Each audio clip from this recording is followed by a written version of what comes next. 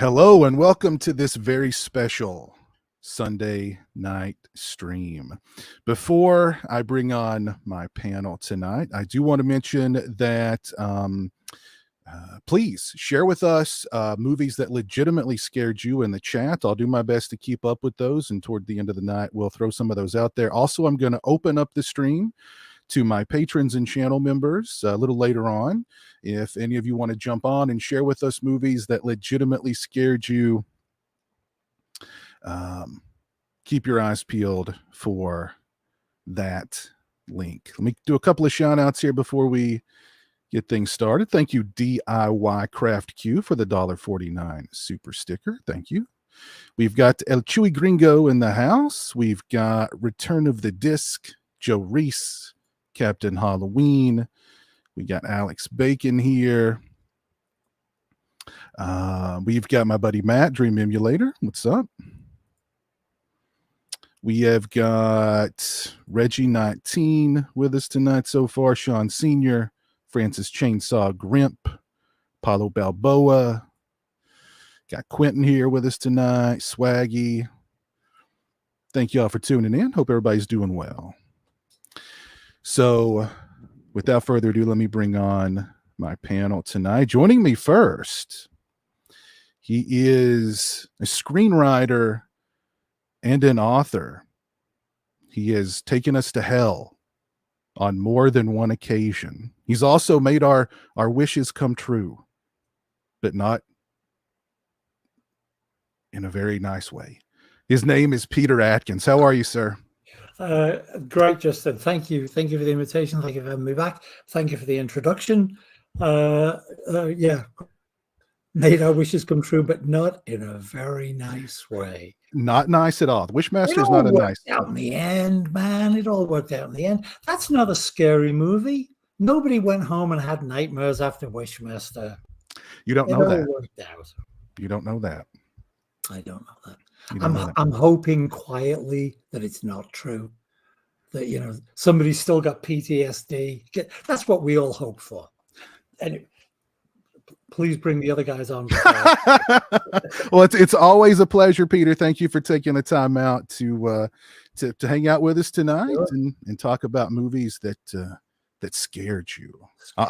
I'm interested to hear what movies have scared you. Let's see. Also joining me tonight, all the way actually from the future. This gentleman is joining us from the future. It is actually tomorrow where he is. He is the filmmaker behind Urban Legend, Valentine, the highly underrated Storm Warning, which if you haven't seen Storm Warning, you should definitely watch Storm Warning on Halloween, by the way. So,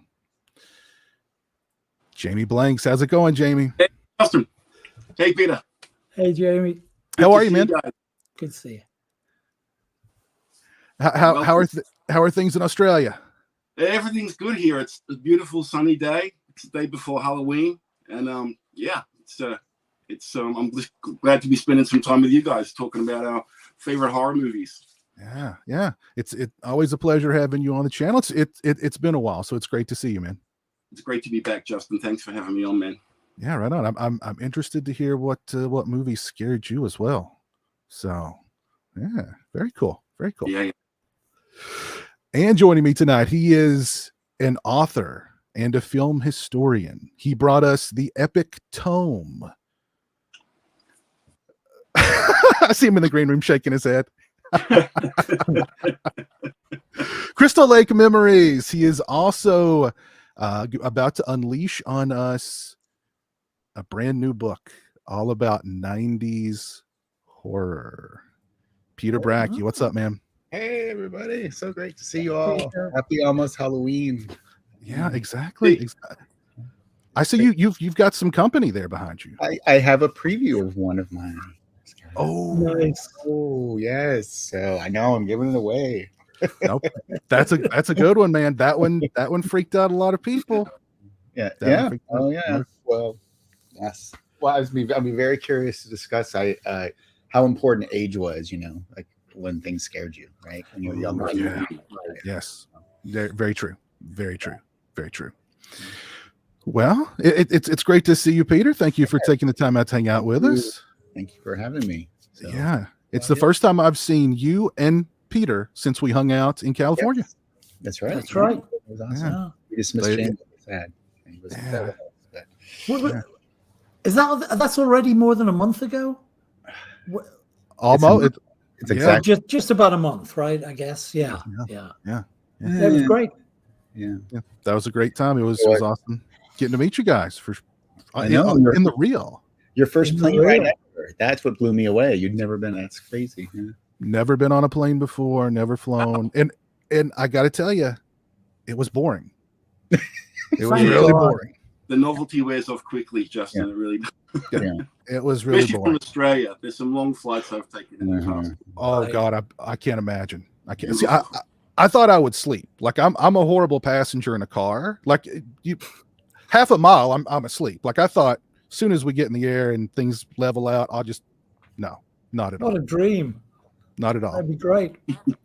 Not at all. The worst part was getting off, or when we landed at O'Hare in Chicago. United sent me a text. We have changed your departing gate. It's going to take you 15. It's going to take you 20 minutes to get there. Your flight leaves in 15 minutes. That was the text. That was literally the text. Yeah. So the fuck you was implicit. They didn't actually say fuck you. I'm surprised they didn't end the text with good luck. Yeah, right. Yeah. Because literally they couldn't have moved that gate further away. Further away. It was I stopped at the information desk and asked them. I said, I got to get to gate F as quick as possible. There was the map of the whole thing in front of her. She put her finger down here. She goes, "You're here." It went the full length of the desk. This is where you want to be, literally. So she gave me directions, and I made it there just in time though. But it was like, oh God. You might want to borrow my running shoes. Yeah. Wow. Yeah, it was. That was the scariest part of that flight. That was the scariest. That's great. Better to have your mind distracted by the fear of missing the flight than my kind of fear, which is this thing's gonna fall. Well, there was a couple of times where like we hit some turbulence, and like I would look over at the other people, like, are they scared? And they'd just be okay, we're good then. And then there was one time where like experienced flyers are calm, it's good, and if the staff are calm, it's good. It's good. I am a very nervous flyer, and I've only ever seen one time the staff they were a little quieter, and they buckled themselves in, and I thought that is not good. Not good. But it was a couple of minutes, and then they were getting us drunk again. Kubrick didn't like to fly in planes. I'm led to believe he used to be terrified of flying. Isn't that funny? Yeah, I think Kubrick didn't take many planes in his time. Oh yeah, David Bowie as well. You know, even though like back in the 70s when he was doing these huge tours in England and America, he would take like the QE2 or something, and the whole tour would be delayed 7 days because I can't remember. I read a couple of the biographies. He'd had a very bad experience, and I guess he had just enough weight to pull at that point to say, get me on a boat. Yeah, right. Cher's another one. She takes the bus. The rest of her crew flies in planes, and she takes a bus to the. Yeah. Wow. Yeah. Well. Yeah. So, as Superman said to Lois Lane, it is the safest form of transport. It is. It is. But as Laverne DeFazio said to Shirley Feeney, he ever fell 30,000 feet out of a DeSoto. That's true. That's true. That's true. And no, Reggie, I didn't look like OJ running through the airport. I probably looked more like William the Refrigerator Perry running through there, lugging bags nice and reference. yeah, there you go. So, but yeah, let's get the ball rolling. And let me clarify really quick. When I say movies that quote unquote scared us, that legit scared us, doesn't necessarily mean like, you watch the movie in utter fear the entire time, but a movie that, got your blood pressure up, a movie that left an imprint on you, a movie that left, that made you kind of a good example. A buddy of mine, he went and I remember him telling me this story. He'd gotten home from watching the Blair Witch Project back in the day. He said he parked his car in the driveway and ran as fast as he could from the driveway to the front door. That kind of movie. Yeah. So, Yeah. and you know what? Let's go around the horn, but let's go counterclockwise. I want to start with Peter Bracke. Oh gosh. What do you got? What do you got for us, Peter? Well, I just wanted to do one honorable mention. So Sure. So first of all, everything is like childhood stuff. Like I don't know about you guys. I don't really get scared anymore like that. I do. Once you get a certain age, so everything is like 70s, early 80s. Apologize, but honorable mention when I went to see fucking Superman when I was 7 years old. You know that scene at the end when Lois Lane falls into the crack and the earthquake and she dies. Oh yeah.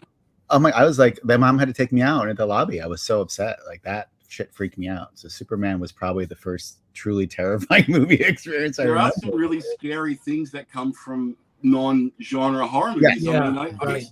Right. There used to be a little. I mean, you would have watched back in the 70s, Peter. You would have watched Sesame Street, and they had all those old little film clips they would put together. And there was one about a girl stuck in quicksand, and it stuck. It's on YouTube. I found it the other day. It was just like, ugh.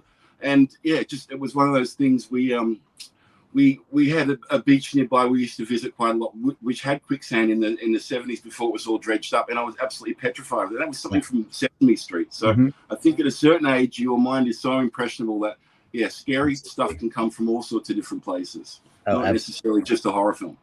Absolutely. Oh, totally. So, so I'm actually going to order because I think he said Piz like I came up with like 5, so I know we're going to do one.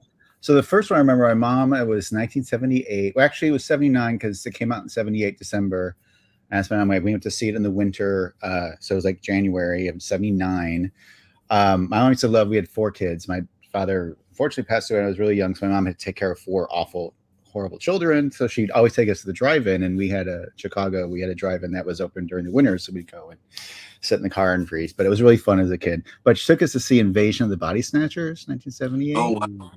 Yeah. And like the movie, it was scary and creepy, but it totally scared the shit out of me was the end when, you think Donald Sutherland is okay. And then Veronica Cartwright comes out. He's like, what's his name? I can't remember the character's name, but anyway. And then it turns out, I'm ruining the ending for everyone. I'm so sorry. If you've not seen Invasion of the Body Snatchers 1978. So it turns out he is, body snatching. He does that thing with his mouth. I remember I bring that up because that's the first movie I ever saw where like it had an unhappy.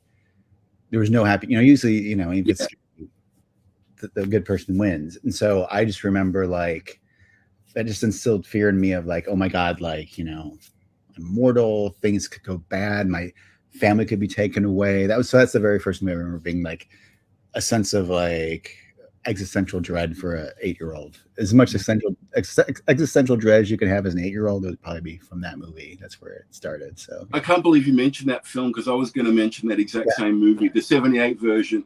I had this recurring nightmare as a kid about imposters. Like my parents someone was impersonating them. They weren't who they really were, and it was that used to be a fear that kind of percolated away in the background for me a lot. And when I finally saw that movie, that really tapped into all that stuff for me. Exactly. It's kind of Invaders from Mars, the original. It's that whole idea that your parents disappear over the hill and they come back, but it's not them anymore. Right. That's incredibly frightening. Yeah, and there's nothing you can do about it. Like that's it. Like there's no operation or secret ritual you can do to bring them back. Like they're gone. Yeah. The people that you turn to protect you in the world. That is the ultimate nightmare for a kid. I think. Yeah, you can't trust the people that are supposed to love you and care for you. Ooh. Yeah, that's such a great movie too. Such a great movie. It's my favorite version of that story. It is. Yeah, I agree. Yeah, no doubt about it. That was my first pick. And you mentioned Superman. I was gonna ask which is the one where the woman gets turned into like the robot, but Beyond the Void. Part 3. Superman 3. That's pure nightmare fuel for a lot of people. That sequence. That's really. The first time I saw that, scared the living shit. That freaked me out, man. Freaked me out. So yeah, a lot of people, I think. Wow, it's funny, isn't it? The buttons that can be pressed in some people. I don't even remember that sequence. It's Ooh. yeah. Pretty forgettable I'll- movie, but that was the one bit that Yeah. always stayed with me. Yeah, no, I'll go It and gives check you it a out. certain age for that stuff to kind of seep into your brain in the right way and Sure. kind of lodge. Yeah. Sure. It's kind of a messed up movie because he becomes bad Superman, doesn't he? At one Yeah. point.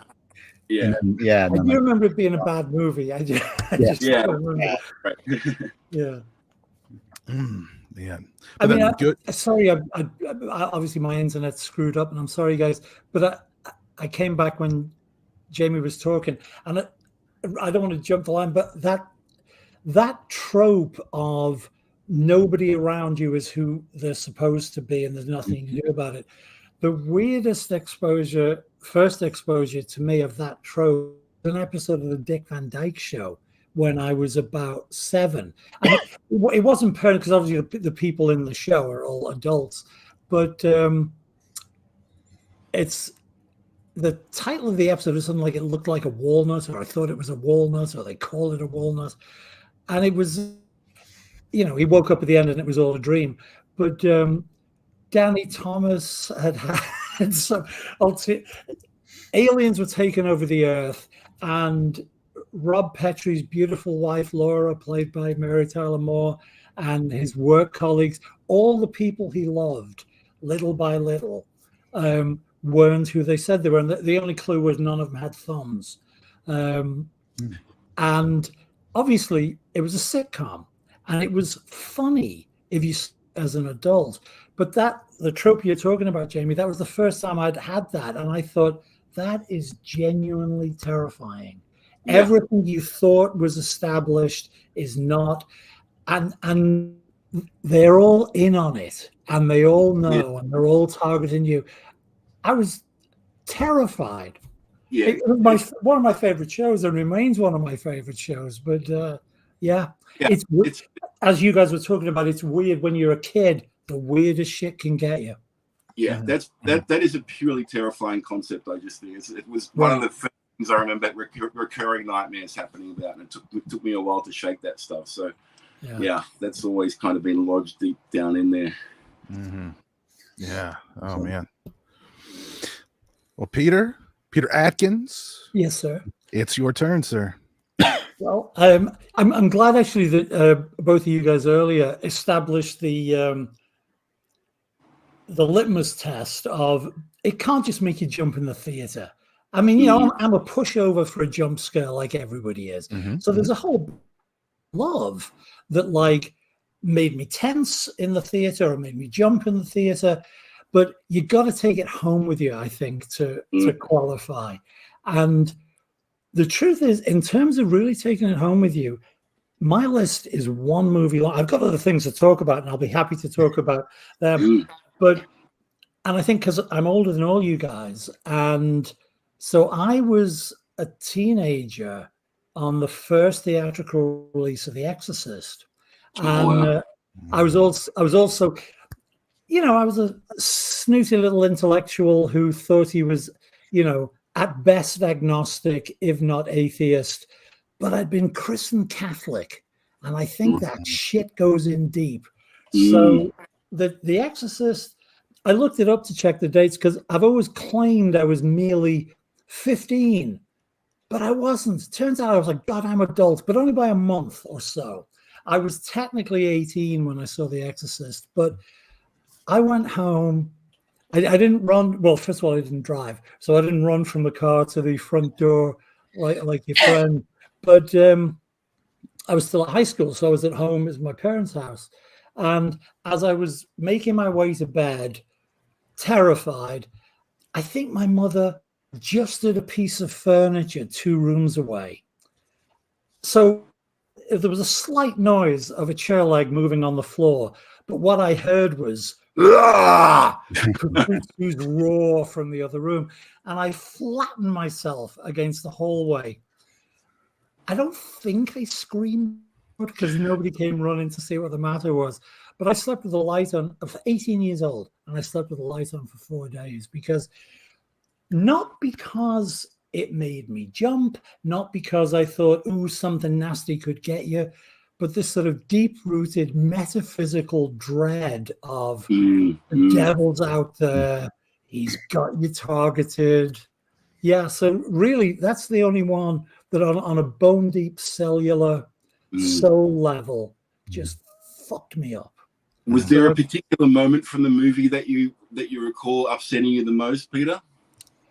No, this is how long ago it was. You were still allowed to smoke in theaters. And we were still at school. I was sitting next to a school friend who was a smoker. And halfway through the movie, Andy, give me a cigarette. And he said, you don't smoke. And I said, I fucking do now. Give me a cigarette. Give me a cigarette. It was cumulative rather than, I think,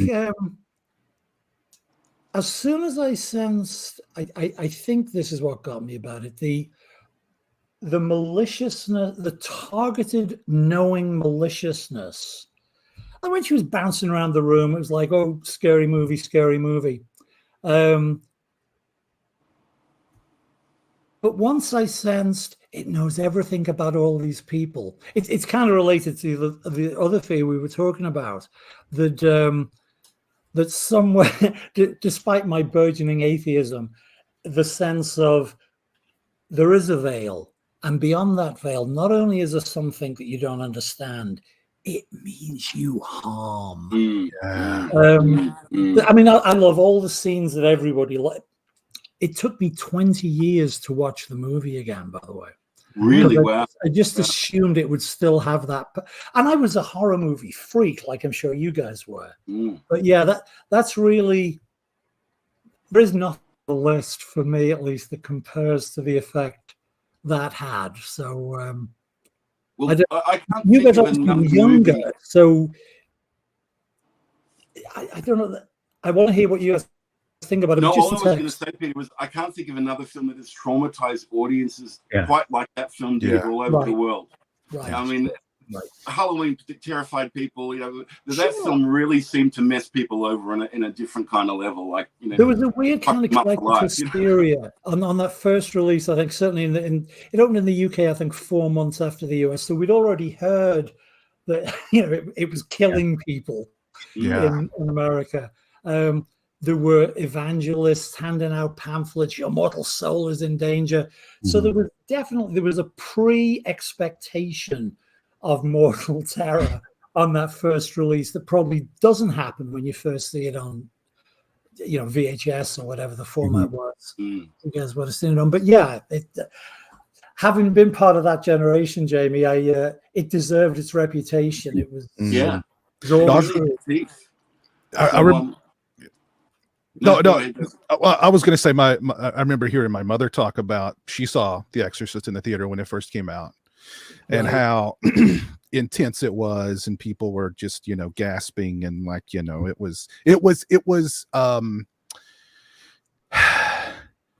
was an experience. And I think one of the things that really freaks people out about The Exorcist, especially if you're someone who's religious, demons are real. This could really happen. You know what I mean? You're not going to run into a vampire or a werewolf walking home, but if you mess with the wrong stuff, you could be possessed. The devil's real, right? So for Blatty, he wrote the book because there was that real life case that he'd heard about. And for him, the story actually affirmed the existence of God. He was a deeply religious man, and he felt, well, if there is a devil, there's also got to be a God. So, he, strangely, you hear him sometimes talk about the book. I didn't think it was a horror story. It's like, of course, it's a horror story. But for him, that whole idea, where there is dark, there must also be light. So, I mean, I'm an atheist myself, but I can see why people who have deep belief, would be seriously damaged by that movie. Yeah. Sure. I know people who they won't watch it to this day because they feel like they'd be like, I don't know, almost inviting that in if they watched it. You know what I mean? So and on top of that, it's a brilliant film. It's well made. It's a brilliantly made movie. Sure, it's incredibly intense. Like you said, the maliciousness of making this cute little girl do and say awful things, you know what I mean? So which I don't think they'd let a 12-year-old actress say these days. No. Or even the crucifix. I mean, can you imagine having a right. I mean, Not happening. Yeah. I saw an interview with Friedkin one time, and he was the original poster art design for that film was a painting of a little girl's hand holding a bloody crucifix. And the tagline was like, please God, won't somebody help her? And he was like, no, we can't do that. I'm glad to hear even Wild Billy Friedkin had limits. That's great. Exactly. Yeah. He was like, we'll film it. It's not going to be on the poster. Sure. It's not going to be on the poster. Yeah. Come on. Right. Have some taste. Yeah. So, Some taste, right. So yeah, I'm interestingly seeing that for the first time on the big screen in my life tomorrow night. Oh. So seen it many times, but I've never seen it in a cinema. So it'll be really great to check that out, the restored version. Sure. Really look forward to it. Yeah. Well, it's funny. Awesome. I had it on my list too, but I'm like, someone's going to pick The Exorcist, so I'll keep it as a backup because I knew someone was going to get it. Because I didn't see it till early 80s, video.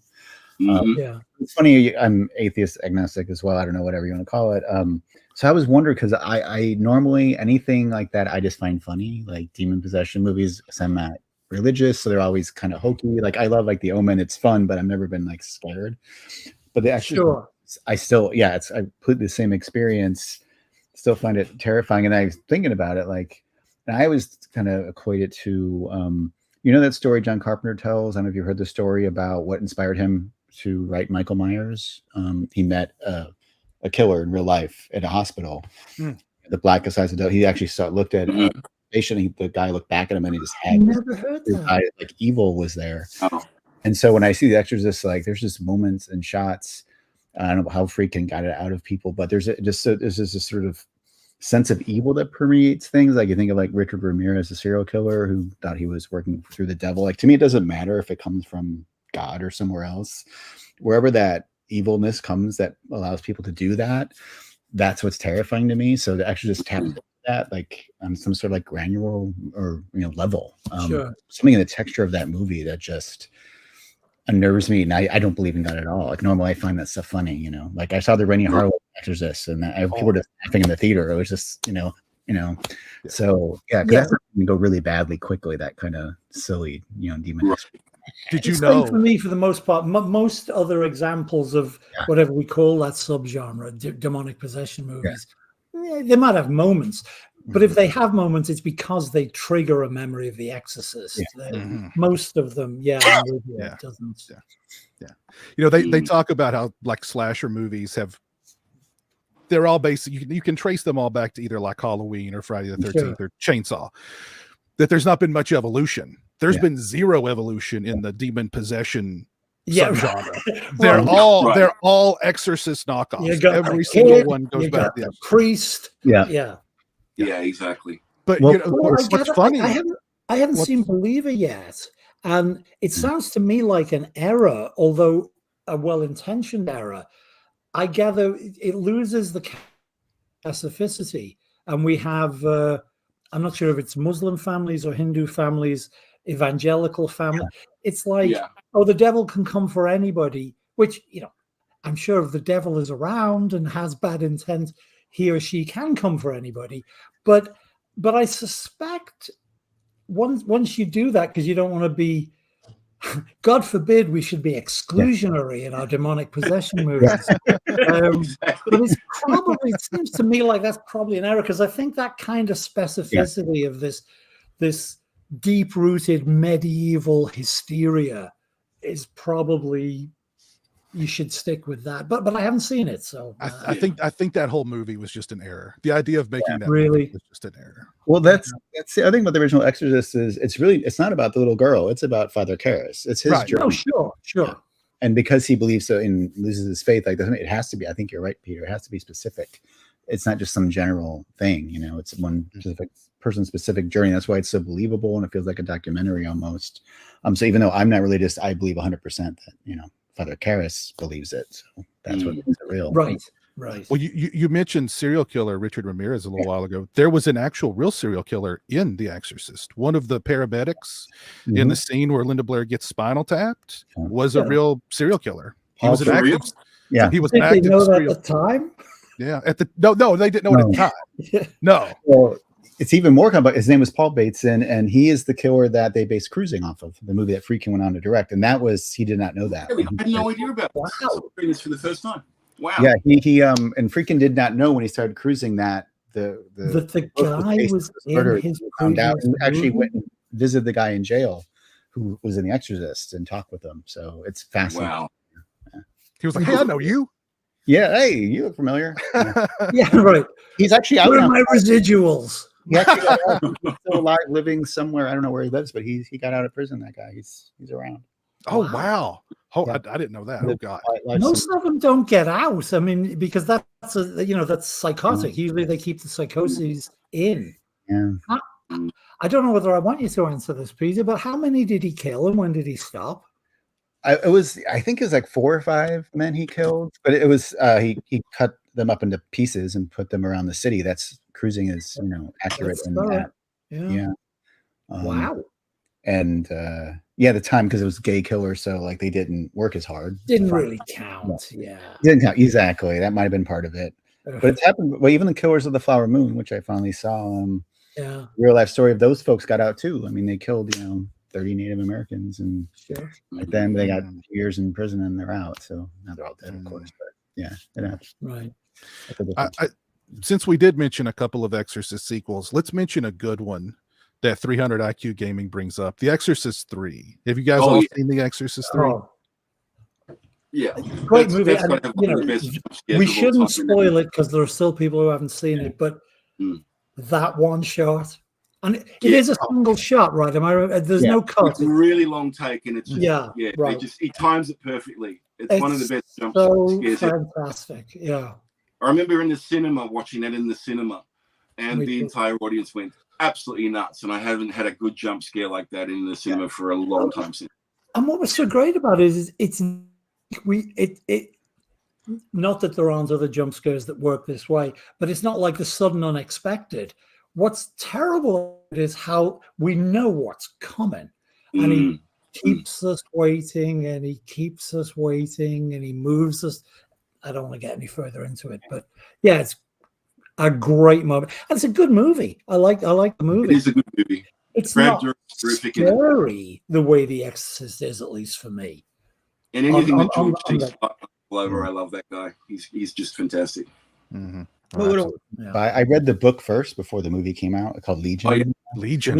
Yeah, it's a really good book. So like the movie was tough because there's a lot of, I know there's a director's cut now that came out, but they shoehorned an exorcism in and brought what's the actor's name?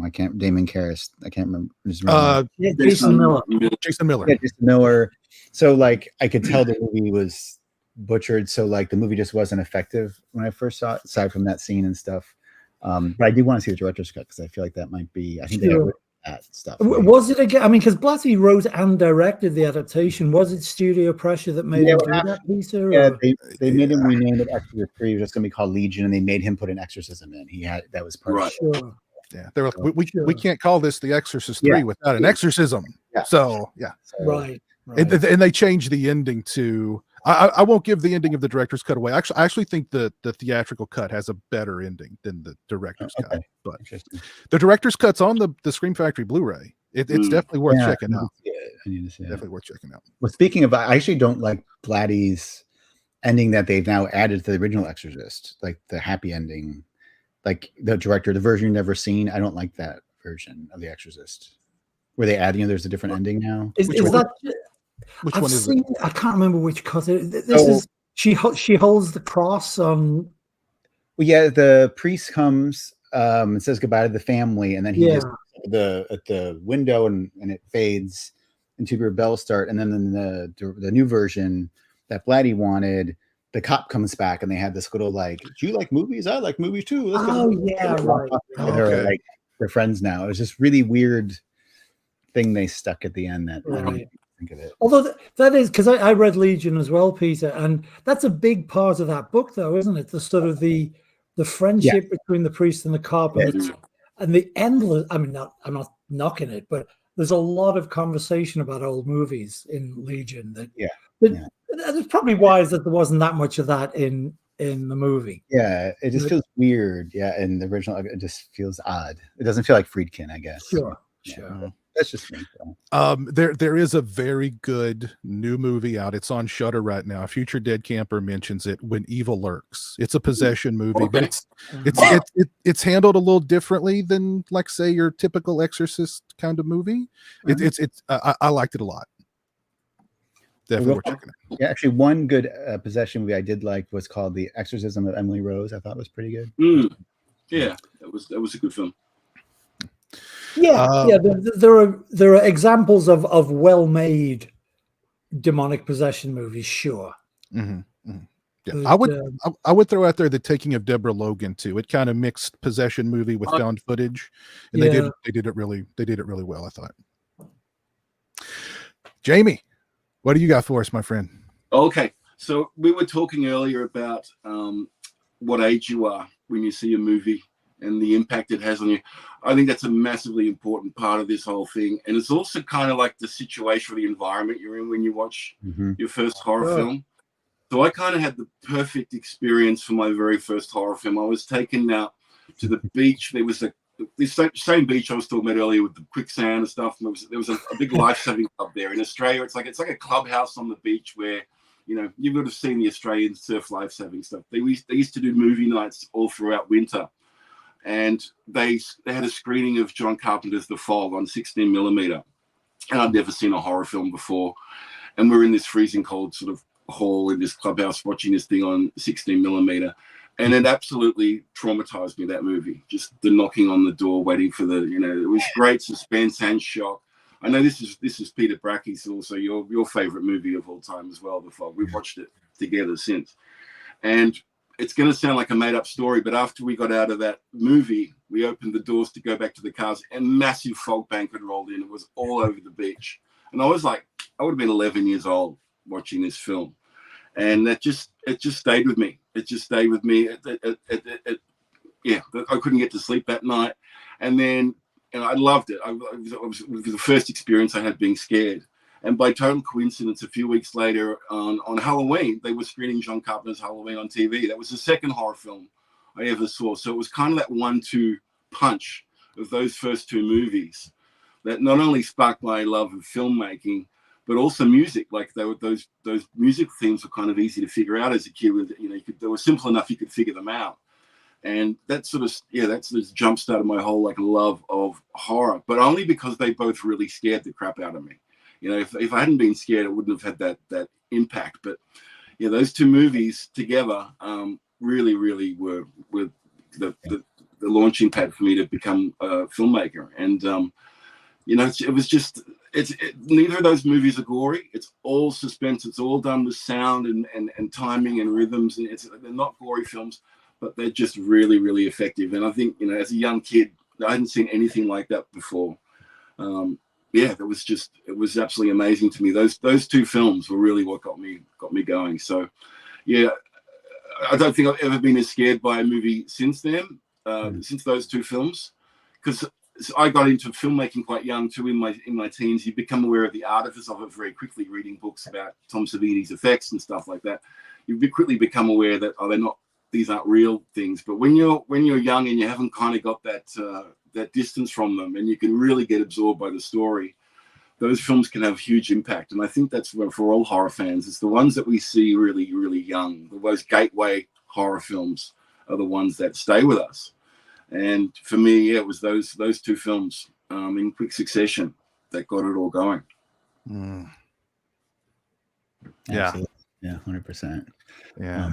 That's one of the reasons it's my favorite film is I was also the same age.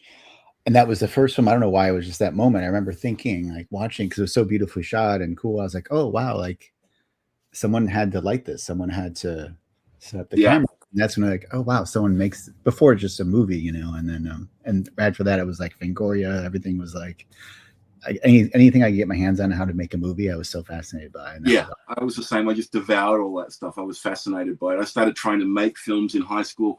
And I remember screening my first film that I'd made, and the librarian asked me, how did you edit the movie? And I said, what's editing? I turned the camera on. Next scene. So yeah, it was. I got bitten by the film bug really early, and it's purely because of those two movies. I got to tell that story to Deborah Hill and John Carpenter on separate occasions. It was kind of cool, you know. I met my wife because of our shared love for Escape from New York. So yeah, I can't imagine my life without Mr. Carpenter's movies in there. You know, he had a big impact on me. Yeah. Oh God. Yeah. I mean, yeah. On so many people. There were, when I was at Halloween 45, he made he made like a surprise appearance there on the final day, and there were several people who were like, "Oh, you know, you inspired me to want to get into film," and you know, it's interesting to hear his reaction. He was very nice to one woman in particular. He was like, when you get your first movie made, you invite me to the premiere. Oh, that's nice. That's very nice. Yeah. Yeah, it's important to be kind to everybody who's trying to come up through the business. He gets people meet him all the time, but those people, that one moment with him is gonna, you know, it's gonna last their lifetime. I remember I met him for that time, and I didn't want to take up too much of his time or anything, but I was a bit in awe of the man because, you know, he was such an influential figure on me growing up. You know. Right. Yeah. Absolutely. Yeah, those two films that got me, yeah, especially The Fog with those big boat hooks and everything, and just waiting for it was that whole Hitchcock thing of like the bomb under the table versus shock. The Fog was brilliant because we knew something was going to pop out of that fog. We just knew they were waiting for them, and the characters are just stepping out there into the fog, looking around. It was just almost unbearable suspense for me. I remember when they're trying to get away in the car too, Peter, and the car wheels are locking up. Oh yeah, whole kind of stuff, but it was just, my heart rate was going. I couldn't stop my knees from. Yeah, it was it's great, and I knew even as a young kid, I knew it was a safe form of being scared, kind of like going on a roller coaster or something. It was like, yeah, it's terrifying when you're on it, but as soon as it's over, you just want to go and do it all over again. And I think there's some appeal that, you know, everyone was, why do you like horror movies so much? And there's got to be something about confronting death and all that stuff in a safe kind of environment. This, you know, I think it's most of the people I know who love horror films are very well adjusted mentally. Like, you know, there's not a lot of crazy horror fans. They're all really like relatively intelligent and, you know, well-adjusted people. And I think that kind of goes with the territory for some reason. There's got to be something about that whole experience that we get in the horror that and some people can't understand it. There's so much horror in the real world. What do you need to add to it with these movies? And I think movies help us deal with that real stuff. Yeah. I think that's the cycle. Absolutely. I don't think there's any other audience that's as loyal and supportive as horror. I mean, horror fans go to conventions and literally give their idols money and help and praise, and they want to be involved. Like, you don't see that with most other things. Like, people just there's not a drama or comedy convention that I'm aware of. No, where people will go, and horror fans are enormously loyal. I mean, I'm a horror fan myself, and we love these movies. We'll buy every edition of this movie that comes out. There'll be a 4K special. If it's our favorite film, we'll stay loyal to that movie. And it's I guess science fiction's the only genre that comes close to that level of fandom. But there's something special about the horror genre and the people who make and appreciate horror fans. Good people. Yeah. Yeah. I always, whenever that topic of like, you know, why do you watch horror? Why do you like horror? What is it about horror? You know, isn't the real world scary enough? It always reminds me of what Wes Craven said about horror movies. He said, horror movies are boot camps for the psyche. Yeah. That's a great quote. It's true. It really is. Also, this is too personal, but, you know, having dealt with death at a young age, losing my father and stuff, I remember something about horror too. Horror takes death. People, I think they get confused. They think, oh, you must be morbid. It's like, it's the opposite. Like, horror movies take death seriously. Like, it helps you deal with that. And says, you know, if you lose someone, that's meaningful. And so many other movies, like Rambo movies, murder doesn't mean anything.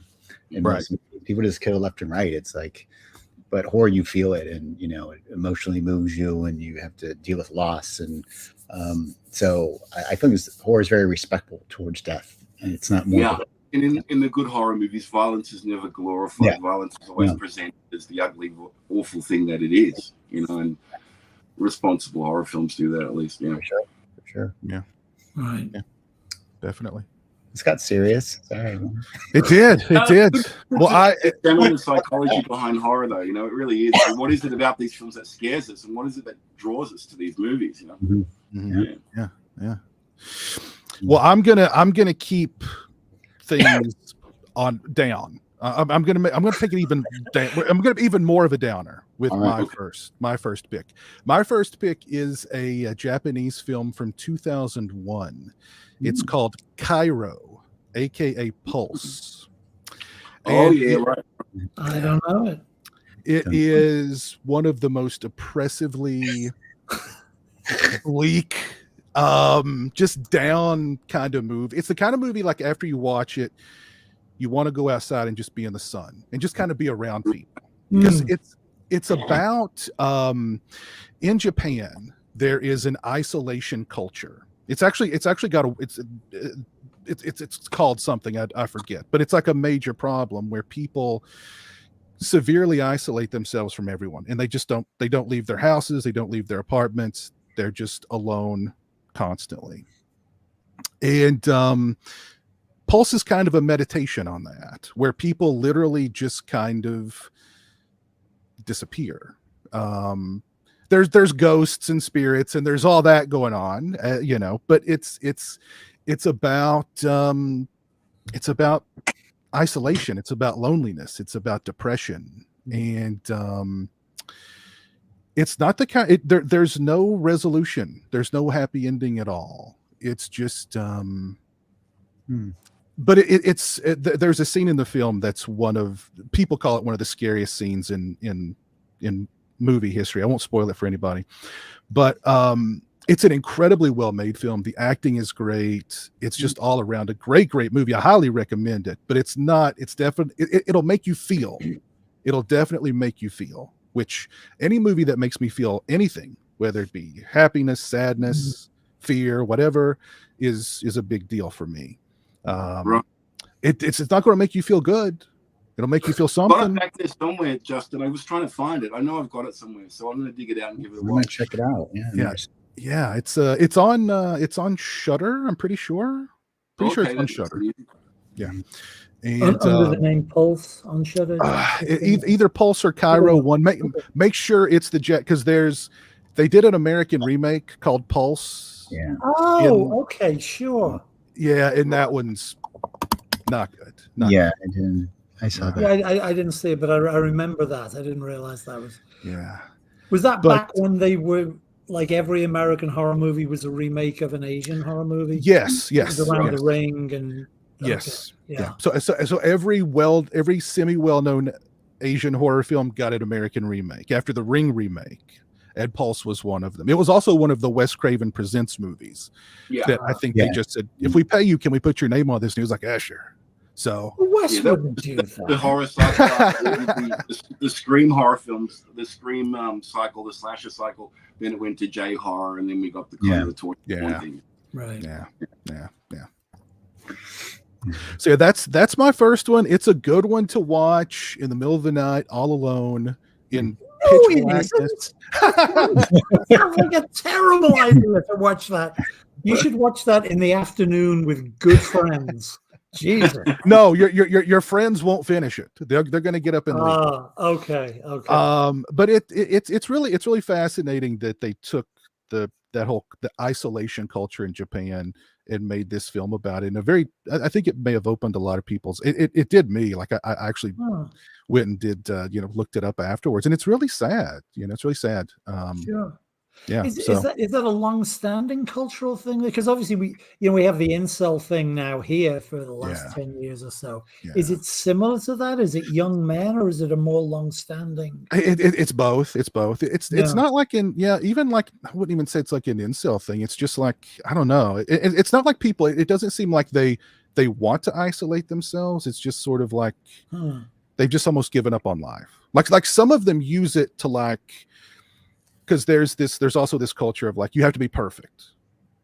Anything less than perfection is failure. So they isolate themselves and they work on their video game, or they work on their book or whatever, and they'll shut themselves off from the world until it's perfect. And that may take 20 years, 30 years 30 years. or longer, Right. you know. Ever.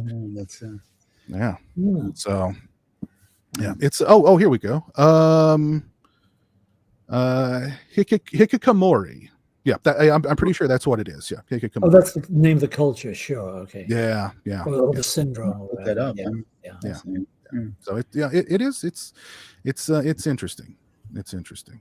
So, but yeah, that is my first pick. It's a doozy. I highly recommend it, but it's not a fun movie. That is for sure. Not a fun movie. Sure.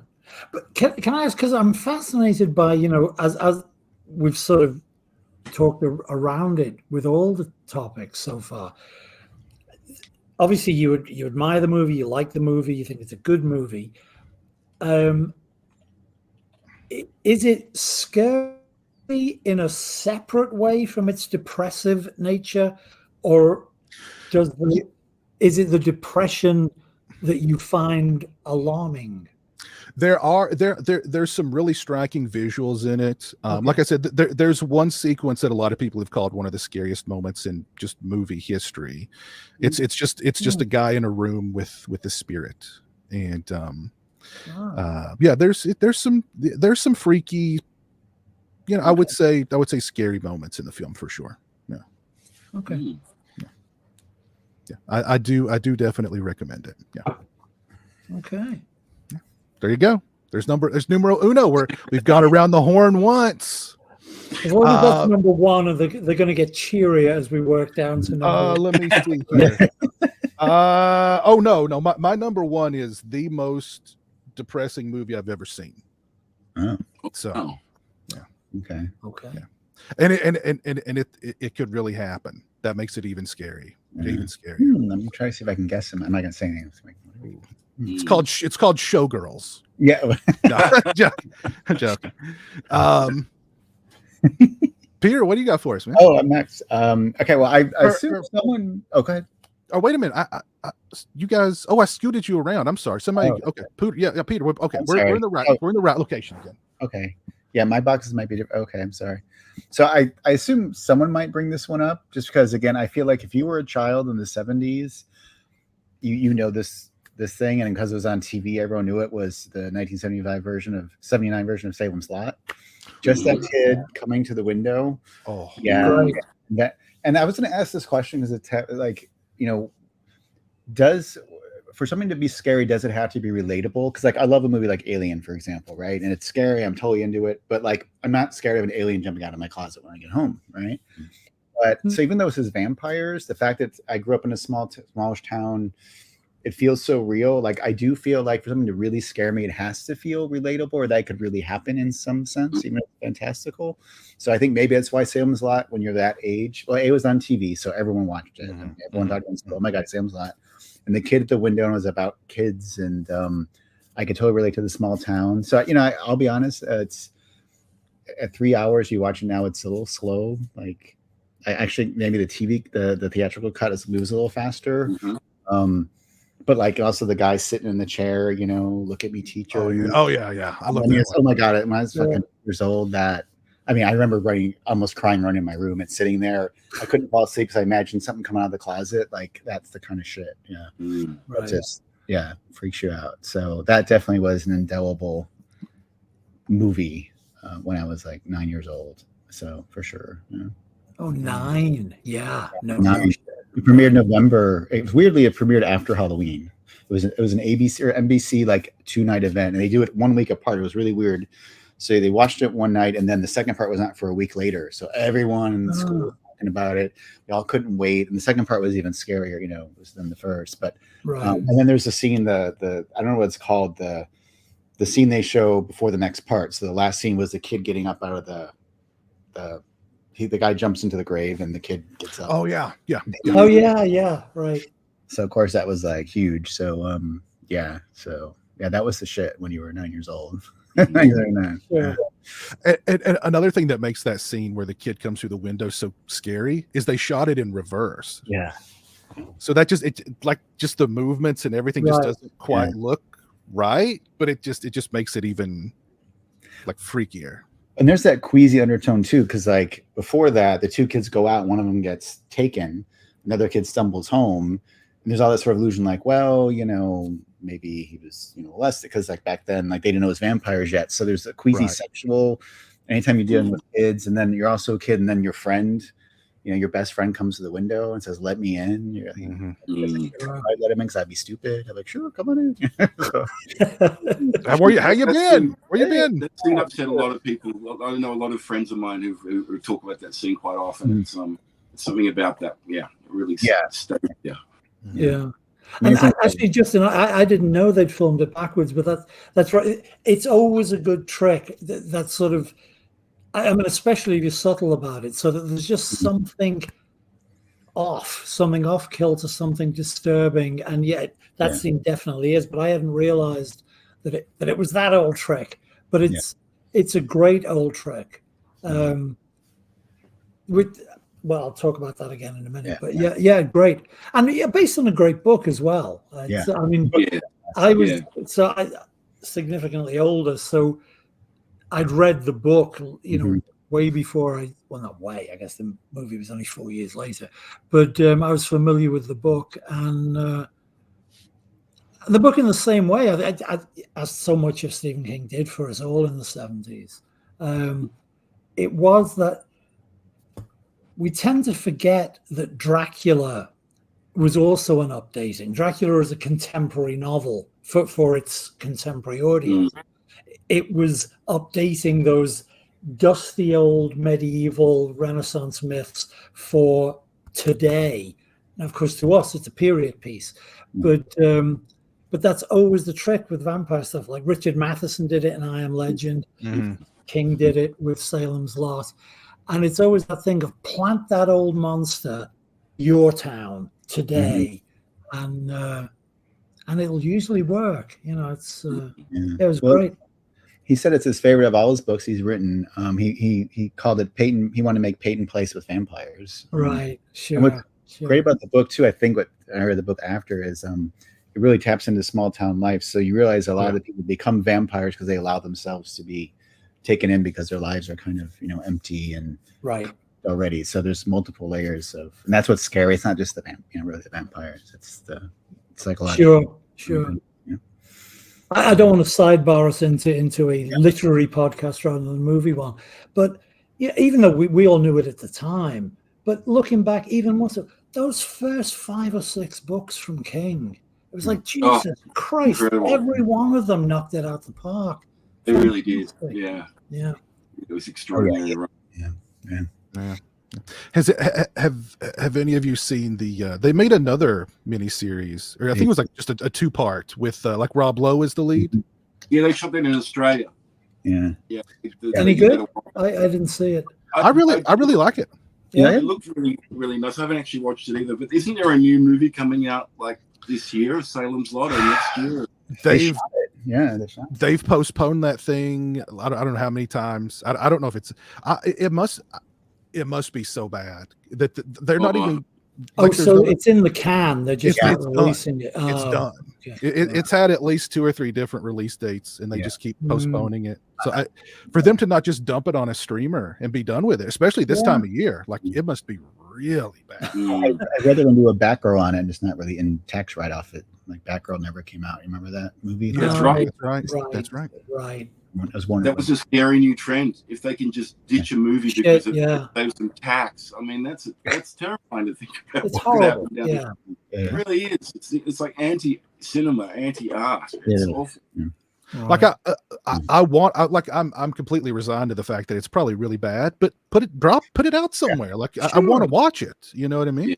But then they said the same thing about Trick or Treat. And that was amazing. Remember that sat on the shelf forever. The Michael Dougherty. Right. The which one? Trick or Treat from like 2000. I can't remember. Michael Dougherty's movie. Yes. Yeah. And now it's a cult. By the way, Rutger Hauer as Barlow in the other. The Rob Lowe one or the one we have? The Rob Lowe one. Yeah. There's a. That sounds like good casting. That was good casting. Yes, very good. There's a great scene where I forget but the priest was played by a known actor too. I don't remember, But once Barlow confronts the priest, and the priest is like, I'll serve you. Mm-hmm. But the priest goes, is there really a God? Was I just kind of led astray? And Barlow goes, whoever feeds you is your God. And then he pushes his cut open hand into the guy's mouth and makes him drink from him. Oh, he just says it so coldly. Whoever feeds you is your God. So it's a good line. Yeah, and of course it's Rutger Hauer delivering it. So So you tend to believe him. Yeah, you believe. I'll be okay. Sure, whatever you say. But yeah, great pick, Peter. Yeah, Salem's Lot, definitely fantastic. Peter Atkins, what do you got for us? Well, like I say, the only one that sent me home, the only thing that I lived outside the theater on a deep level was The Exorcist. But there is a filmmaker who can do that to me. I think you do that to a lot of people, and can sort of do it without fail, even in movies that aren't necessarily. And it's David Lynch. I'm not going to make a history out of it, but he seems to be capable of. There are other filmmakers that have like dream sequences or nightmare sequences in their movies, and people do it well, do it okay. Lynch seems to. The second I'm in certain scenes in Lynch movies, I get queasy. And I mean, not in a nauseated way, just in a, oh God, God's going to do it again. And this is what I referred to earlier when I was talking about the shooting stuff backwards. The whole, this of course isn't a movie, it was TV, but the movements in Twin Peaks, the way he messes with people in the Red Lodge, Black Lodge, red curtains, but Black Lodge, right? Shoots, possessed Laura backwards, shoots the little man backwards, the vocals are backwards. But again, he doesn't hang a lantern on it so that we can all go, fucking hell, they're walking backwards, it's weird. Yeah. You're 2 minutes in and they think, what's wrong with this? Yeah, he's got something about his cinematic vocabulary where he can just put you on. He almost like nobody else. The essence of a nightmare into his work somehow. It's amazing. Yeah, and obviously there are like standout sequences. There's God, I'm going. Is it Lost Highway or Mulholland Drive that Robert Blake's in? It's Lost Highway, right? Lost Highway, yeah. The Robert Blake, again, I don't want to spoil it for people, but the Robert Blake phone call and the punchline of the Robert Blake phone call. I mean, on paper, it's nothing. It's like, oh yeah, that sounds like a creepy idea, but Lynch is to imbue, just through the lighting and the pacing and convicted murderer or not, Robert Blake's ability to sell the thing is dreadful in the literal sense of it fills me with dread. And he can just do that. There are sequences in. I was a big Twin Peaks freak, when the first 2 seasons happened, but Twin Peaks: The Return, which I know was a little too much for some people. And they bailed after episode 8 because they thought it was too arty and too weird.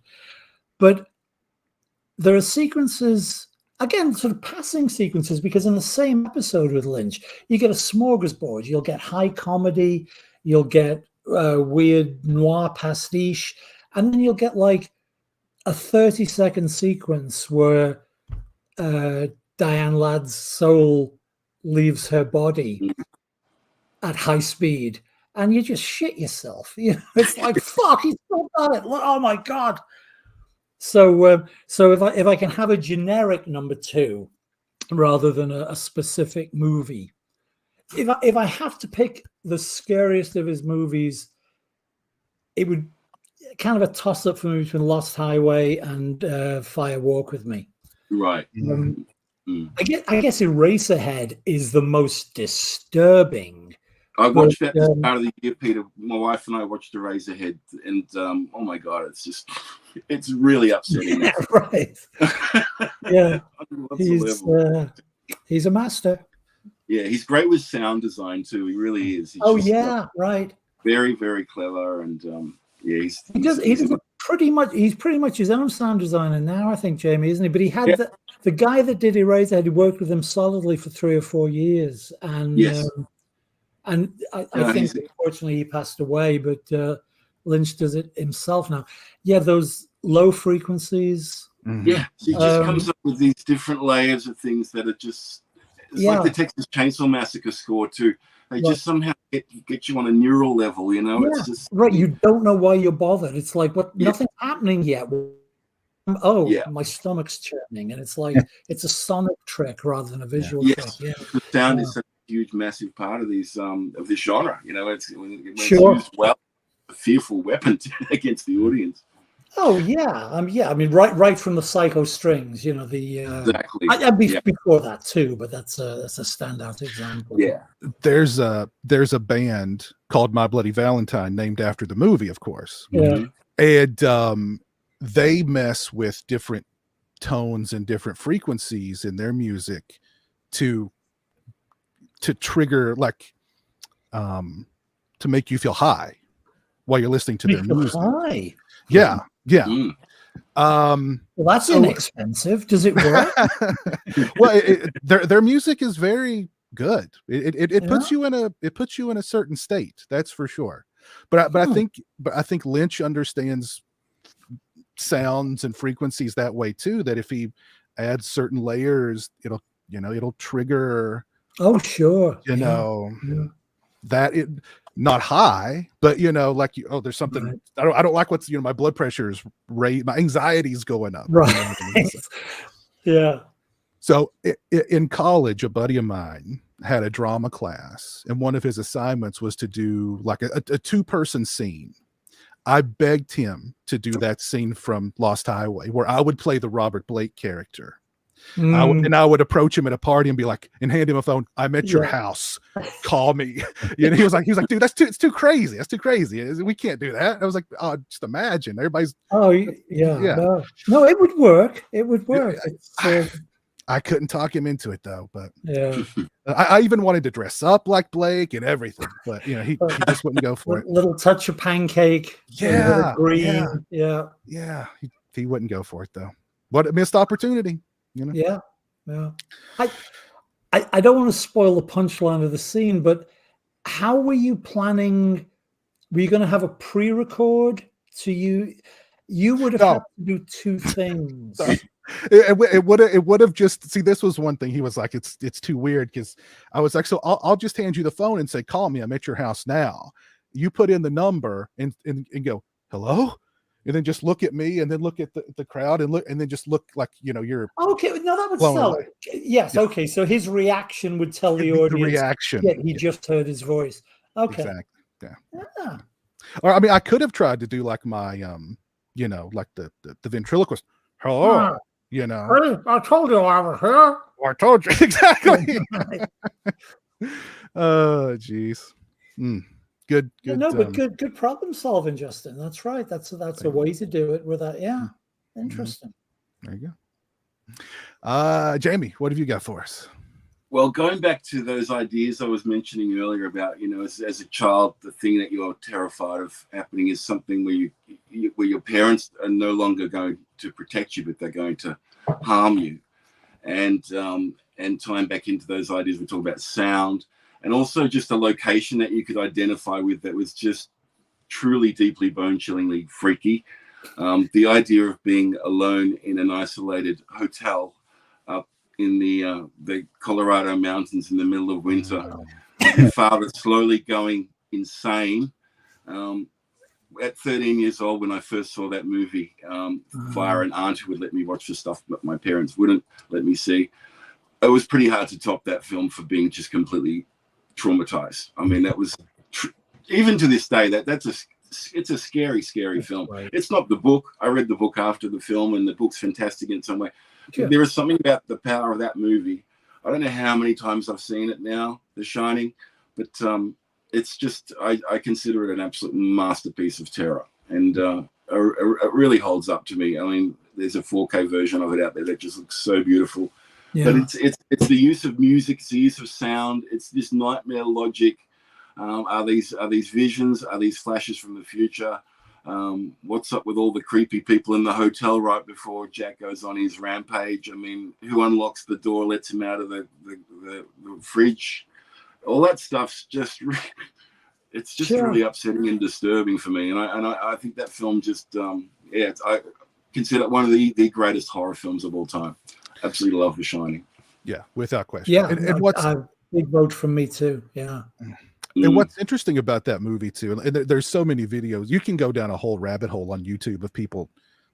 Oh, Room 237, that documentary. Oh yeah, there's that documentary which is all about theories and not just there's a great guy on YouTube, Collative Learning is his name. He's broken down that film in so many different ways. Like the layout of the hotel doesn't make sense. Like there's doors where there shouldn't be doors, and there's windows where there shouldn't be windows. There's continuity errors, like, but like nothing.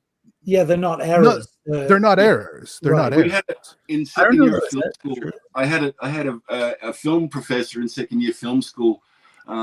Tried to figure out the geography of the Overlook Hotel, and I thought, this is complete folly. Kubrick didn't want you to figure out. Right. There's no geography to the hotel's like a big cube that keeps changing all the time. It's like it doesn't connect up. It's not supposed to make sense. You're not supposed to know where the gold room is compared to the kitchen. It's like that's the whole point of it.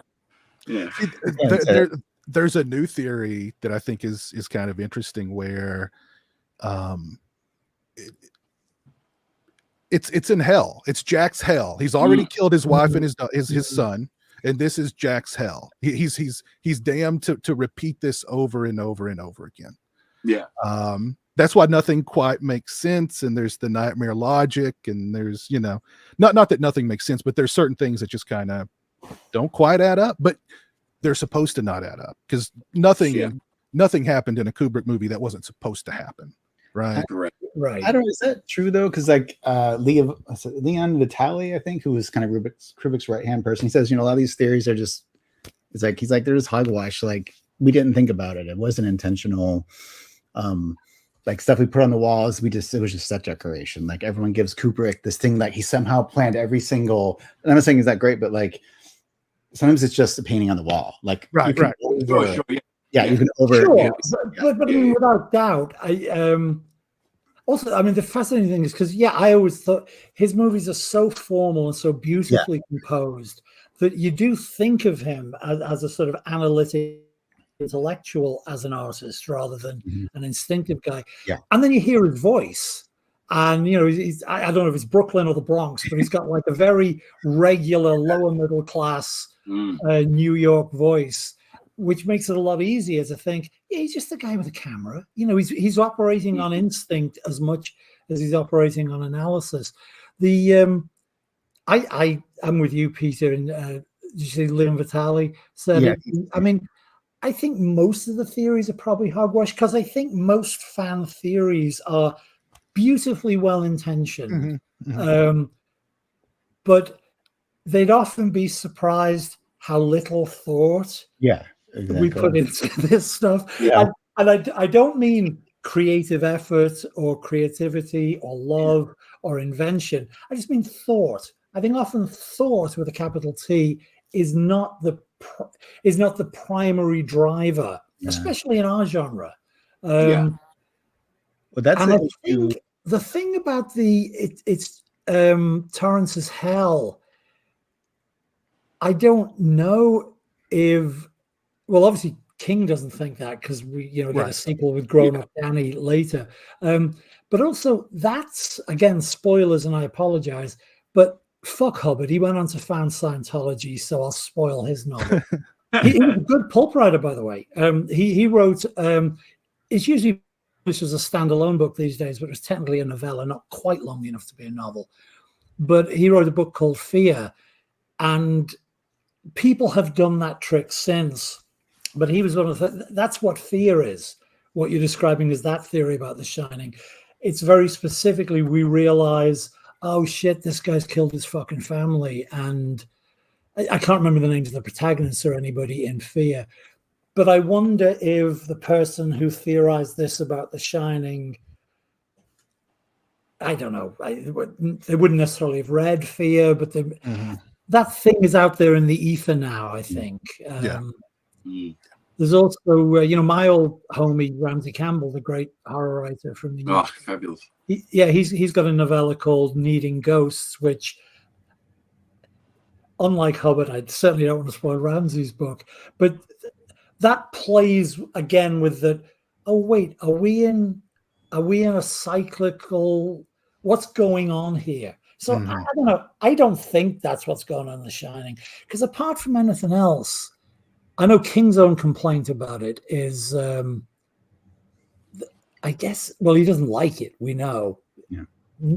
Bad taste, Steve. Bad taste. It's a fucking Yeah. But he doesn't like it because I guess Kubrick and his co-screenwriter Diane Johnson,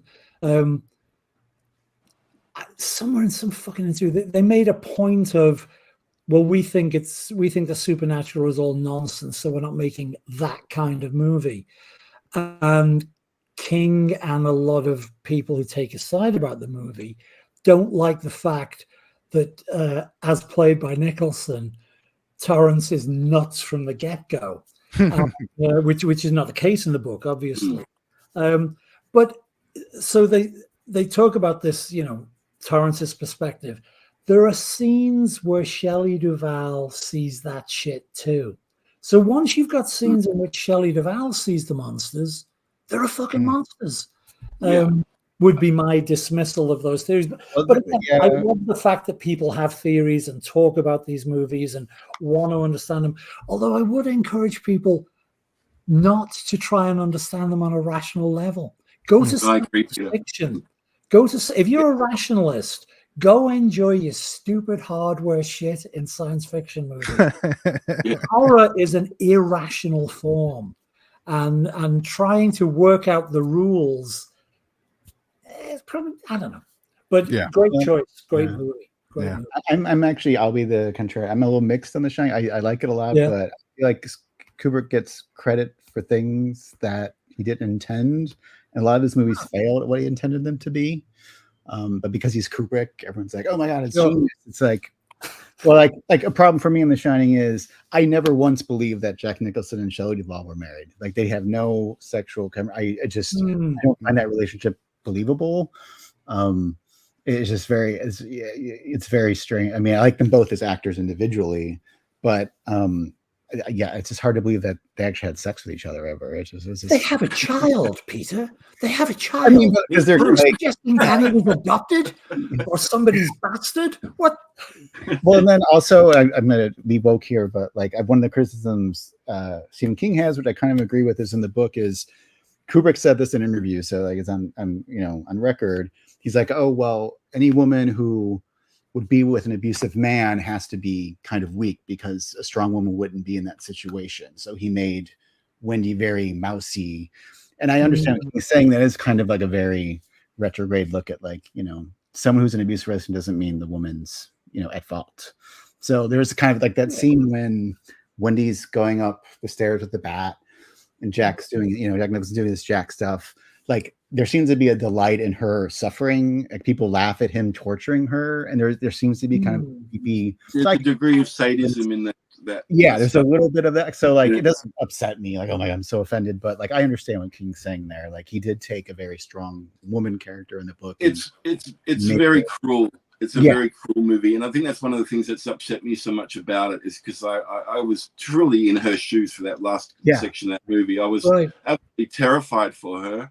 And couldn't wait for her to escape. And when she's she's whispering to Danny to get down the snow and get away from the maze. It was heartbreaking to me. I really feel for Shelley Duvall in that movie, and Shelley Duvall, the actress, what she went through to make that movie. Have you seen the documentary? Unkind. Oh yeah. Oh, it's horrible to.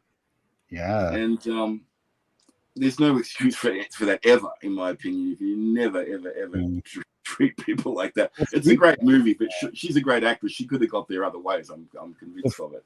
I mean, Freakin', God bless him, was like that too. Like, you know the story in The Exorcist? You know the scene at the end when Father Karras falls down the stairs and he's dead or dying, and the other priest comes and does and you've ever noticed his hand shaking.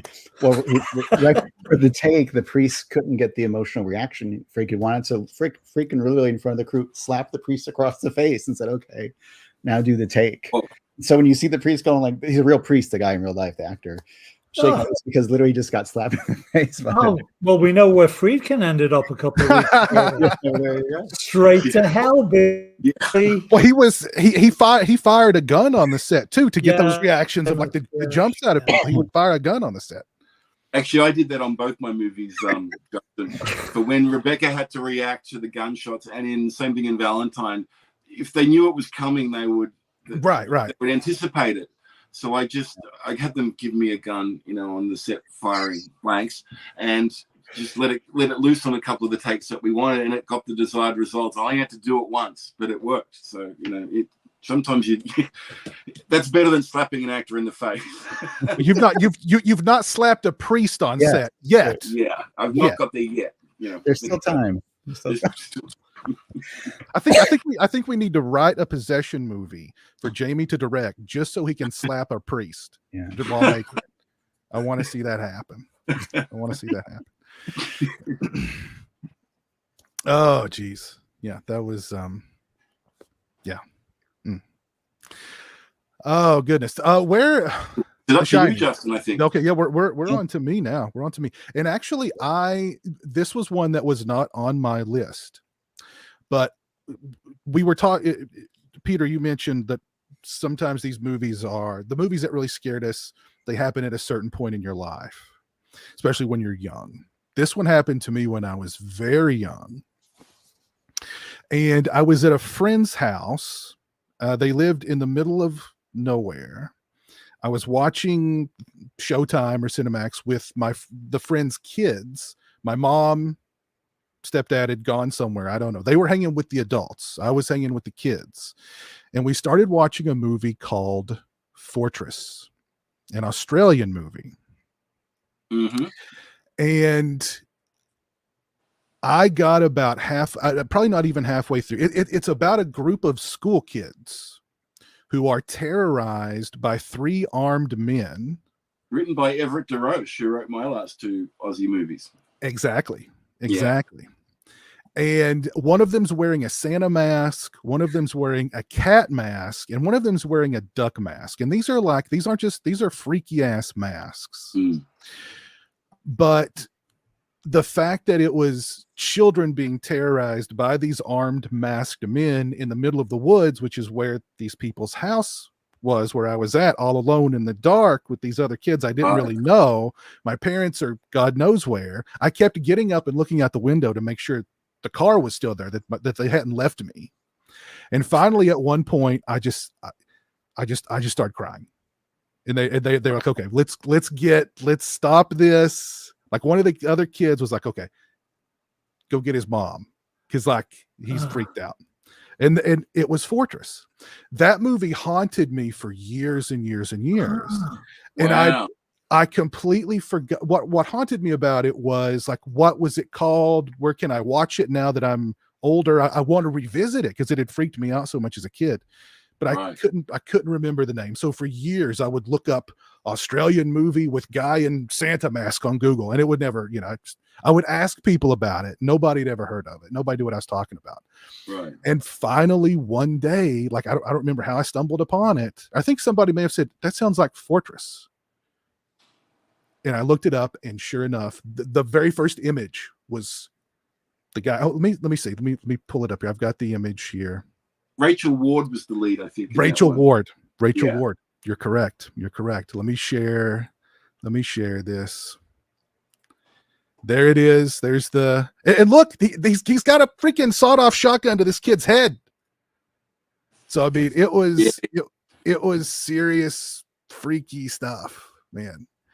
So it freaked me out as a kid. And so years later, I finally stumbled across it and I watched it, and I was like, I totally get it. Like I totally get why it freaked me out so much as a kid.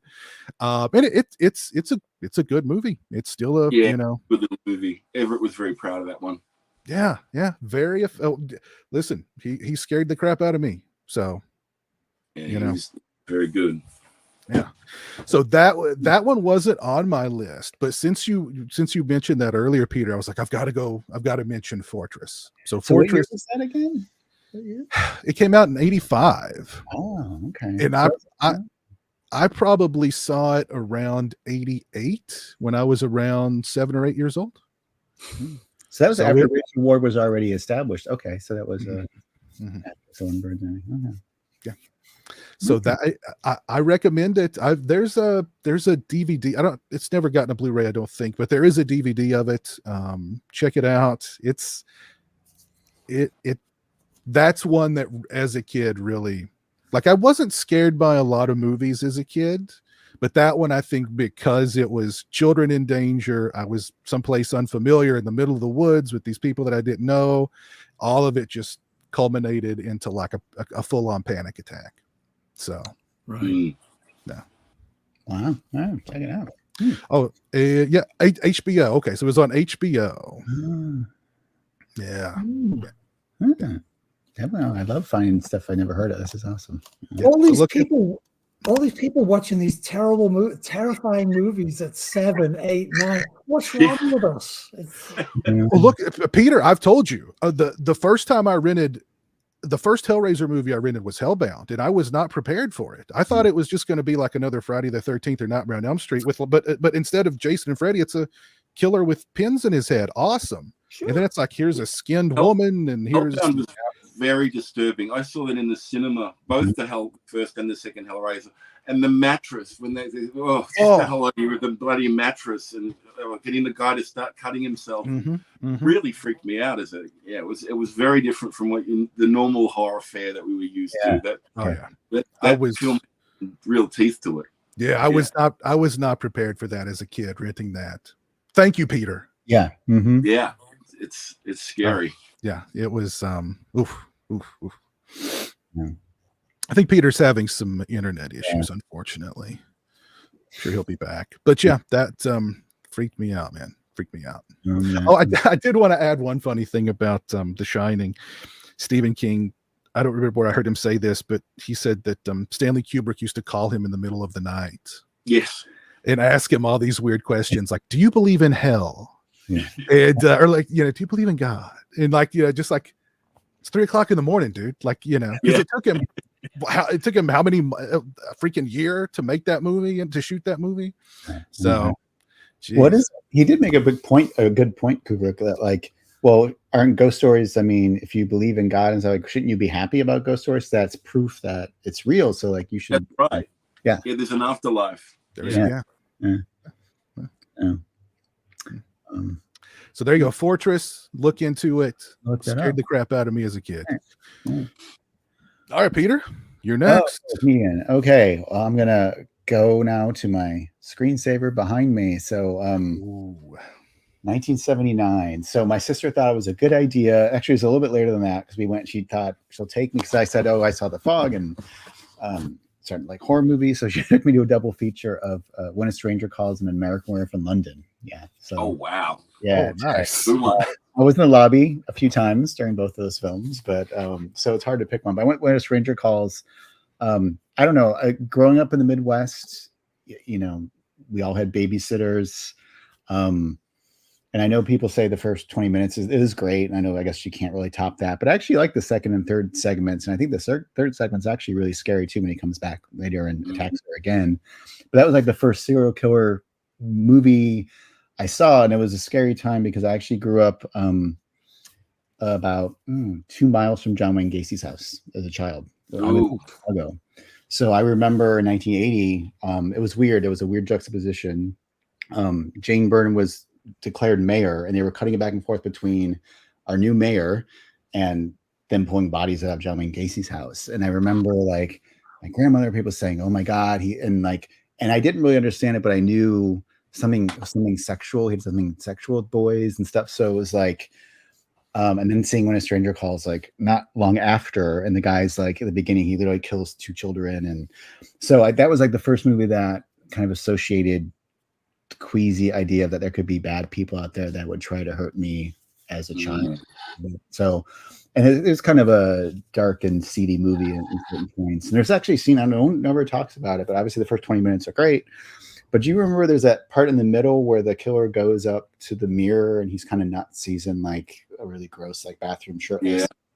He's naked, actually. He puts his hand and he has flashbacks. There's a shot of him lifting over the covers of the kids' beds that he's killed. He has blood all over himself. And like that images, I remember I went home and like I saw that in my dreams. And then, so yeah, that and all that stuff. So, yeah, that was like the first serial killer slasher movie I think I ever saw when I think about it. Because I hadn't seen Halloween yet. And Friday the 13th I was always shocked by that film that they were prepared to harm children in that movie, because they didn't do that in very many movies at all. Right. It's very child any harm, even implied harm. Yeah. And I didn't realize it at the time that story was based on a famous urban legend. I just thought it was an original screenplay idea. It wasn't until years later that I realized that's actually one of the famous urban legends too. Yeah. So it's interesting. Have you seen this? Have you seen the sequel? Yeah, the sequel's not bad, actually. The TV movie follow-up. It's actually not bad. Yeah. Yeah. I rewatched it just the other night, as a matter of fact. It's good. It was pretty decent. Yeah. Yeah. Fred, what's his name? Fred Walton. Fred Walton. Yeah. He has some like April Fool's Day. Yeah. There's some creepy ideas in his. He also did a movie called, not a lot of people saw, called The Rosemary Murders with Charles Durning and Sutherland. There's some stuff in it. Yeah, I should check that out. This is a good interview with him on the Second Sight Blu-ray. I've got it up there somewhere. There's a really interesting interview with Fred Walton about his career, and he's a talented guy, good filmmaker. Mm-hmm. And actually, he wrote a script for a third When a Stranger Calls, called When a Stranger Comes Home, I believe. Really? Years ago, yeah, it never got made. I don't know why they didn't want to do it. But. Well, yeah, because I think I'd read somewhere years ago that like When a Stranger Calls Back had been so well received on Showtime or wherever it premiered that they were for a time they were going to do a third one.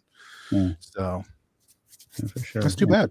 That's too bad it didn't happen. Yeah, I think anyone's ever been babysat. It's just that creepy too. Like, a big part of horror and slasher is just that as a kid you were at home alone watching movies by yourself in the dark and you hear a noise in the kitchen. Like, it just taps into that sort of primal fun stuff. So I love that stuff. I think it started right there. Yeah, it's the first time I remember really being excited by that sort of sense of fear of, being home alone and creeped out and stuff like that. So that sort of fear. And now we look back on that feeling with a rosy, nostalgic glow. Like, remember when I was genuinely terrified? I'm alone by myself. And we're I'm Gen X, so we're the latchkey kids, right? So our parents weren't home ever. I even like the remake they did. Basically, they just took the first 15 minutes of it and made it into a 90-minute movie. And I thought they did a pretty good job. I thought. I have to watch it again. I don't remember it. When was that, Justin? I haven't seen that. It was some early 2000s. 2006. It was Simon West directed that, right? He did Con Air and stuff. Yes, it was. Yeah. Oh, okay, sure. And, 2006. You're right. Yeah, 2006. Yeah. And Lance Hendrickson plays the phone voice in it. That's right. Yes. Yeah. That was good casting. That was good casting. Yeah. Very good choice there, Peter. Yeah. Peter Atkins, what have you got for us, sir? First of all, let me apologize to you three guys and the audience for my shitty internet. I don't know if I just freeze or if I keep popping out and going back in, which seems the best way to handle it, but I apologize. Not a problem, man. Not a problem. No worries. Okay. What have I got on my... Well, the next one, I want to talk about, again, a sort of specific flavor of movie that I particularly love.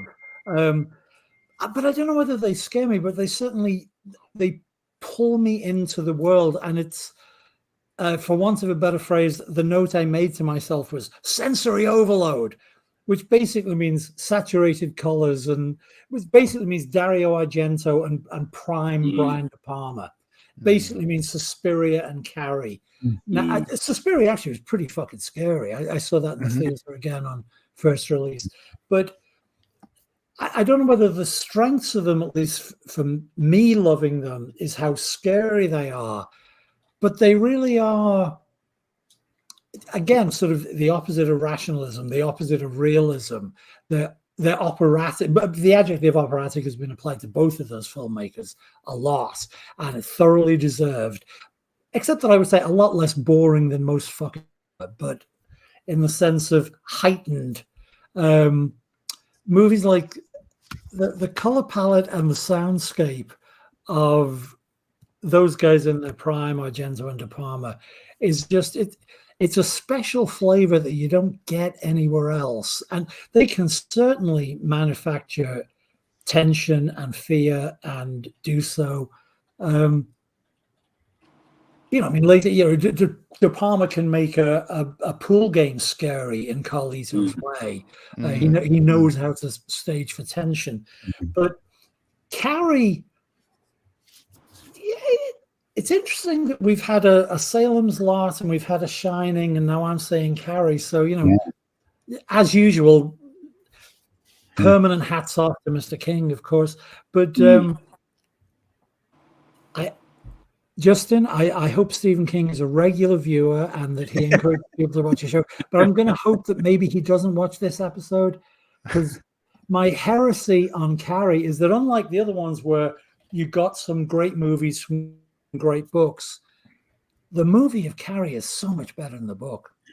Carrie is fantastic, and it has scary moments, but they belong both, as opposed to Argento's giallos. I think Suspiria specifically and Carrie they're in this weird subcategory where we're not on the side of the monster, we're not on the side of the killer, but we are utterly on the side, on an emotional cellular level, we're utterly on the side of the crazy nightmare world into which we are plunged. And it's like, yeah, of course, in real life, we wouldn't like to be in these situations. But the sensory immersion in movies like that, it's not, you know, it doesn't really qualify for movies that legit scared us. But I was owned by both Suspiria and Carrie in a way that most horror movies don't own me. So I wanted to throw them out there and see what you guys think of them. Carrie's a masterpiece. Wonderful film. Great. Masterpiece of editing and technique and everything was good. Yeah. And it's just a wonderful tone to it too, because you do feel so sympathetic towards poor Carrie.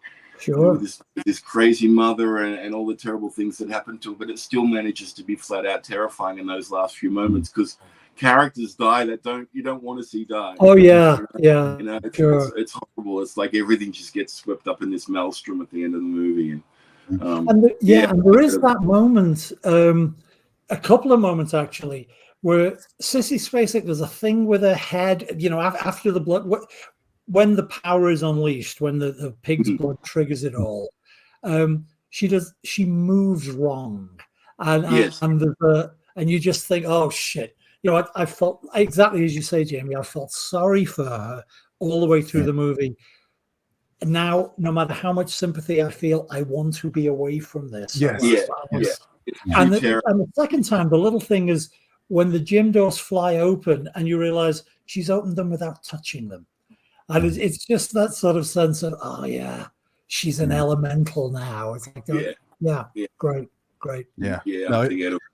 I agree. It is a masterpiece of I don't think I'd ever seen a movie that used like the split screens and like the you know, all of that really? Was like that was like the first movie I remember seeing that had. And like, you know, you guys were saying earlier, like, oh, you know, this is the kind of movie where like you realize like, oh, well, somebody, you know, there's some artistry. It's very made. Yeah. I remember thinking like I've never seen even like the whole like that sort of dreamy look about the movie. It's got that kind of glow about it, you know. Sure. Like, yeah. He got stuff backwards as well, right? I think when Amy Irving goes to the grave. You're right. Tell is that a car moves backwards across the cross street or something. So again, we're just slightly unsettled and we're not sure why. Yeah, that's the original great jump scare at the end of the movie. Oh yeah. Yeah. Unbelievable.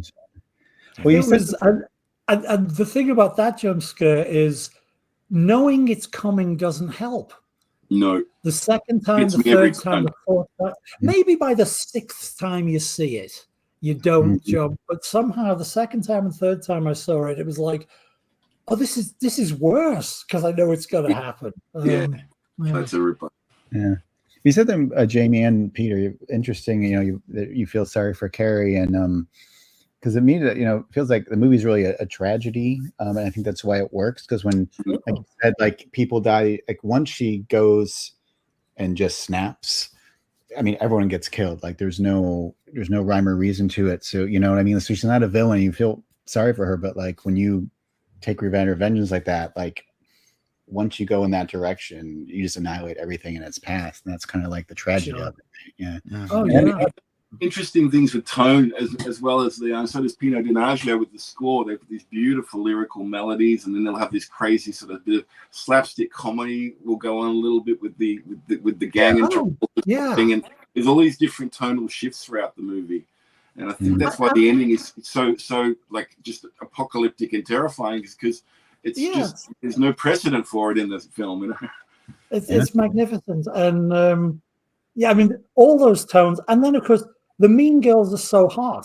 Maybe it was the age I was, but I was in love with Nancy Allen Souls. It was like PJ Souls, I mean, I know they're terrible. They are terrible to carry, but I loved it too because the movie's a snapshot of the 70s. Like when I grew up in school, teachers could still hit students. So there's scenes in that movie when teacher just slaps the girl across the face. I'm like, yep, you could hit kids back then. Oh yeah. Mm-hmm. I was regularly beaten at my boys' school. Yeah. Oh, I got a spanking or two back in the day. That's for sure. Oh yeah. They were still around in my day. Yeah. Can I just throw one trivia in, because Jamie mentioned Pino's fantastic score. One of my favorite facts in life is that the same guy who wrote the score for Carrie wrote "You Don't Have to Say You Love Me" for Dusty Springfield. Pino Donaggio is he didn't do the lyrics, obviously it's an English lyric, but Pino Donaggio wrote that beautiful big pop melody. And he's Carrie, a wonderful composer. Great. Yeah. Oh, he's a great. Yeah, right.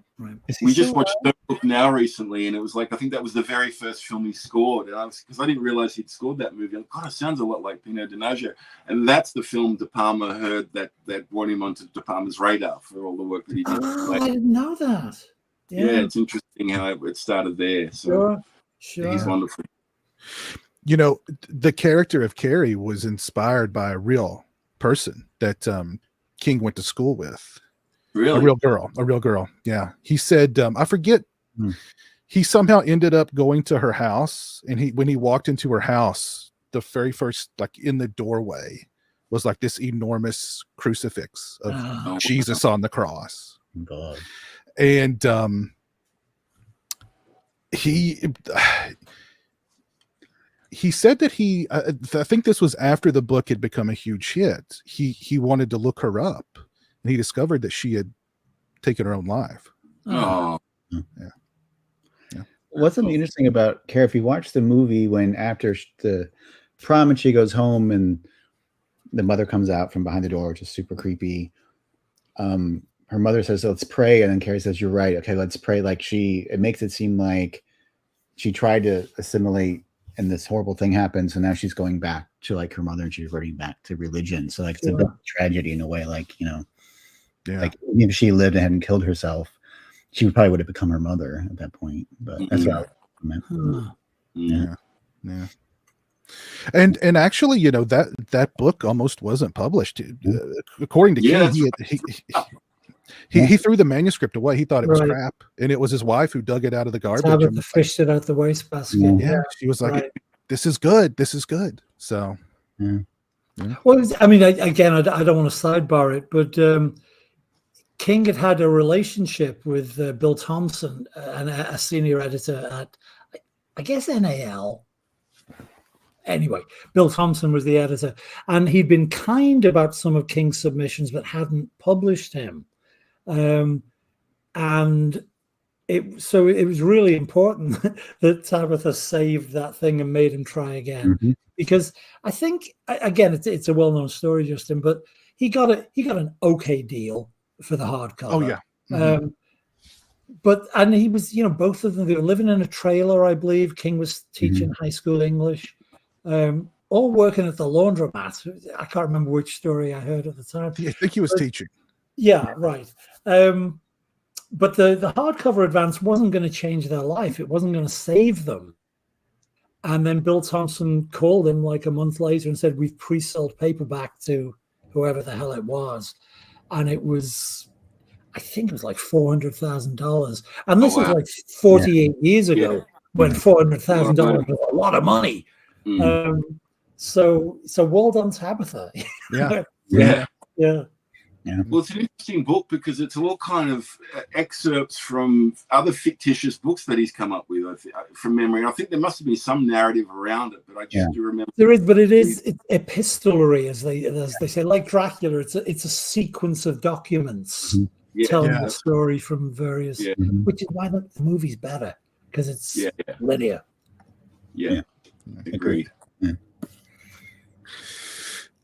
Jamie, go ahead. I think this may be your last one. I know you've got to leave here soon. Yeah, I was going to try and mention something a bit more recent, not just the stuff that I saw as a kid. And there's been one, a couple that sort of stayed with me. I thought It Follows was really excellent, and that's one of the ones that just I kept thinking about it for a long time. What would you do if this thing was coming from away? It stayed with me. But the one that really the most it's a while ago now, but I just remember watching it with my wife and both of us being genuinely scared by this movie, was Neil Marshall's The Descent. I just thought that's very effective, and didn't know that I was claustrophobic until I saw that movie. And that girl got stuck in that under the ground, and then I realized, okay, well, I'm starting to freak out a little bit now. I didn't realize I had that particular fear until this movie pulled it out of me. It's a really effective film, and I admired it so much on a technical level. Very hard to do a movie like that, which is all to get an image on film, you need light, and they're literally under the ground. It's like I thought the DP did an amazing job rationalizing all the light sources that were in that movie. But what an effective little movie that it was. I mean, it was just a ripper. And I've only ever seen it the once. I haven't gone back and seen it again, so I'm not sure if it's going to have the same impact that it had. I just remember watching it though and going, this I haven't felt this kind of fear from a movie in a while before. It genuinely scared. So, You should watch the director's cut. It's got a different ending. Oh really? Okay, don't tell me any more then. That sounds interesting. And I much prefer Marshall's ending. Right. Okay. Much prefer Marshall's ending. Okay, cool. Yeah, but you've already told us how much you like things that depress you and disappoint you.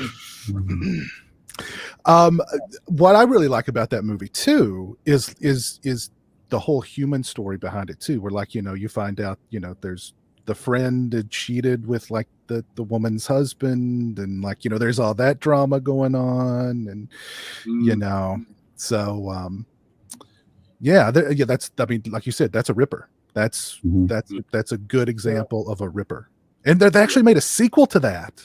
Yeah, I remember seeing it. The guy who played Mandy Fraker from Death Wish 3, who was the son of Dan O'Herlihy. Yes. Halloween 3, Gavin O'Herlihy. Really? He used to be Richie Cunningham's older brother, or Chuck Cunningham, in a couple of episodes of Happy Days before. Oh, the Vanishing Cunningham brother. Yeah. So I like to think in that cinematic universe, he left Happy Days and ended up on the streets of New York and ran into Charles Bronson. Kind of like that timeline of events. And then he ran into a bazooka fired by Charles Bronson. Yeah.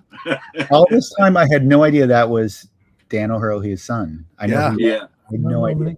Oh wow. Yeah, that's funny. Yeah, he passed away recently, unfortunately. Yeah, but The Descent is definitely a ripper. Are you a fan of any other Neil Marshall's films? Oh yeah, I think he's a great filmmaker. I haven't seen the most recent one, but I love Doomsday. I think Doomsday was great. It's like Mad Max 2 meets Escape from New York meets like. What was the most recent one? I don't think I'm even aware of it. What's Doomsday? Oh, you'll love that one if you haven't seen it. No, I know that one, but the most recent? Who said Oh, most the most recent one. Sorry, recent Peter. Jamie? It was something about was it to do with witches or something? Let me see. Let me look. It's, you have to look at it. I can't remember the I'll look it title. up. Sure, sure. No, Okay, oh, well, good to know there's one out there. Okay, good. Yeah.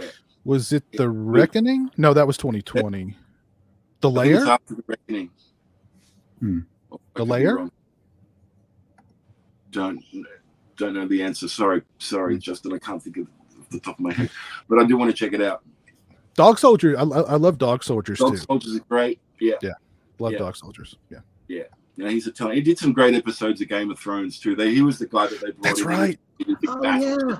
Oh, Yes. Right, He's great. right. I'd forgotten about that. Yeah, he did direct some great episodes of Game He of can Thrones. direct action, that's for sure. Yeah. Yeah. He kind of got pulled into, he did that Hellboy movie, and that was. I don't think that was his fault. I think that was studio. I haven't seen that one. I just imagine it'd be pretty hard to top Ron Perlman and Guillermo del Toro. It's a tough act to follow. Yeah. But yeah. No, but Descent. I didn't think The Descent's probably one of the most well-regarded like recent horror movies I can think of in the last 20 years. Like, I don't think I've ever met anyone who doesn't like The Descent. Mm-hmm. It's a good. Right. It's a good. Yeah. For me, it's always I always laugh too because like to me like two of the I don't want to say like the things I would never do is mountain climb and like go cave whatever you call it like Spelunking. Yeah. Spelunking. No, Yeah. thank No, thank you. Yeah, the idea of being trapped in the cave like that, like with the beginning or near the beginning when they fought and that one girl has like the broken leg. Like, I'm like, oh my God, can you imagine that? Like being trapped in the cave with your bones. The idea of me being in that situation by choice is just simply unacceptable. Yeah, right. Take the creatures out of it. It's still scary. I opted to be here. Yeah. No, Yeah, no, thank you. Not spelunking. Definitely not. Yeah. No. You don't see any big guy spelunkers. There's a reason for that. No, exactly. Oh yeah, right. They right. get it. You don't. Get it. There's no husky spelunkers out there. Right. Yeah, I mean, at least Jamie discovered he was claustrophobic from the movie. I discovered I was claustrophobic when they tried to put me in an MRI tube. I lasted like 12 seconds. It's And it was horrifying. like, no, whatever's I going on in there, it'll have to fucking kill me because I'm not. No. I've had 3 MRIs before in the past. The last one, for some reason, it was just unbearable. I couldn't wait to get out of there. I had my eyes closed. I was trying to imagine myself anywhere other than where I was. Right. But the noise and just the idea that I had a bad experience last time. Yeah, it wasn't good. Not good. Not good. Yeah. I had an MRI done not that long ago, actually, and it wasn't the first time I've had one done, but that one was it was just, I don't know, it was just very uncomfortable, and I wouldn't say I'm a very claustrophobic person, but I was just like, I can't wait for this to be over. It just seemed to go on forever. Sure. Ugh, gosh. I never had one, so this is what I have to look forward to, huh? Maybe you'll never have to have one. Yeah. So, hopefully never have to have one. I am next. Mm-hmm. And I am going to go with a movie that traumatized an entire generation of English children. This is actually a TV movie that aired on Halloween night in 1992. It's called Ghostwatch. And I want to see this one. I've heard about it. It's found footage, faux documentary. They did it's so brilliantly. It was so brilliantly conceived because they used real TV personalities that everybody knew to like host the thing. They had like one of the most revered, I forget the guy's name. He passed away recently, but he Michael Parkinson. Michael Parkinson. Yeah. Yes. He hosted like the thing. So everybody's like, oh, well, this is a real paranormal. We're seeing this live. It was based on the haunting that like The Conjuring 2 was based on. I forget which one that is. Enfield? The Enfield haunting. Yes. Right. They go into this home with this mother and these 2 little girls that they claim is haunted. And by the end of it, the BBC was flooded with phone calls from people. Half the people thought it was real and that they were seeing real, paranormal activity. A bunch of people thought that the paranormal activity had somehow come through the TV and was now in their own home. Right. One woman, I think she either threatened to sue the BBC or she did sue the BBC for a new pair of pants because her husband soiled his while watching the movie. One gentleman was so traumatized by the film that he actually ended up taking his own life. Really? That's what he claimed. Well, that stopped us laughing, didn't it? That's rather extreme reaction. I mean, that's what he. Well, that's what he said in the note. Yeah, that's what he said in the note. Oh, That's what he said in the note. So the evil entity is called Pipes in the movie. Mr. Pipes. This guy lived in like an old building where there were bad pipes. Mm-hmm. So he heard the clanging on the pipes and he thought it was pipes coming to. He had issues before then. He had mental illness before then. So, I mean, but anyway, it just turned into this whole maelstrom of outrage. Once they said, well, it's not real, then it became an even bigger deal. How dare you? How dare you fool us? Exactly. So like Michael Parkinson and these people, they had to go on the air and like apologize for traumatizing all these people. And the BBC buried the movie for years. They never aired it again. It only aired the one time. It was buried. It wasn't available. Like these bootleg VHS recordings from the television, from the first airing is kind of what got passed around. And that's how it grew its reputation. Then eventually the BBC came around. They put out a DVD. I don't know if they aired it again, but they did put out a DVD. And I think they kind of, because it's brilliantly done. It's brilliantly done because it's not only, it is legitimately scary. The acting, the acting from everybody in it is just so good. It's so, like even now, like I watch it now and I go like, this is really, they're very convincing. They're very convincing. And like it definitely stands up. I mean, obviously it doesn't have the impact. 99% of people who will see it now will have the context. They know that it's not real. Yeah. It's still effective and still good.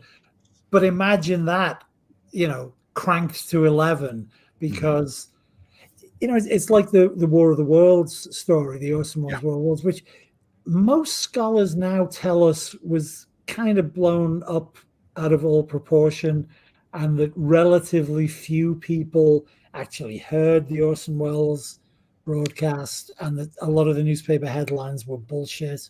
But Ghostwatch really did have that kind of pretty massive reaction. It was written by a mate of mine, Stephen Volk, who also wrote Ken Russell's Gothic, for example, and a good TV show called Afterlife. Let me plug Steve's other stuff, but he knows that's his thing. He knows that's what he's proud to have traumatized an entire generation. Yeah. Is it the Ricky Gervais Afterlife, Peter, that he wrote? Or say again?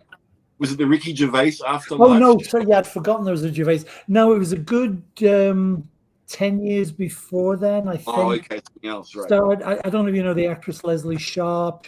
She was in Scott and Bailey, the female cop show. You probably know her face.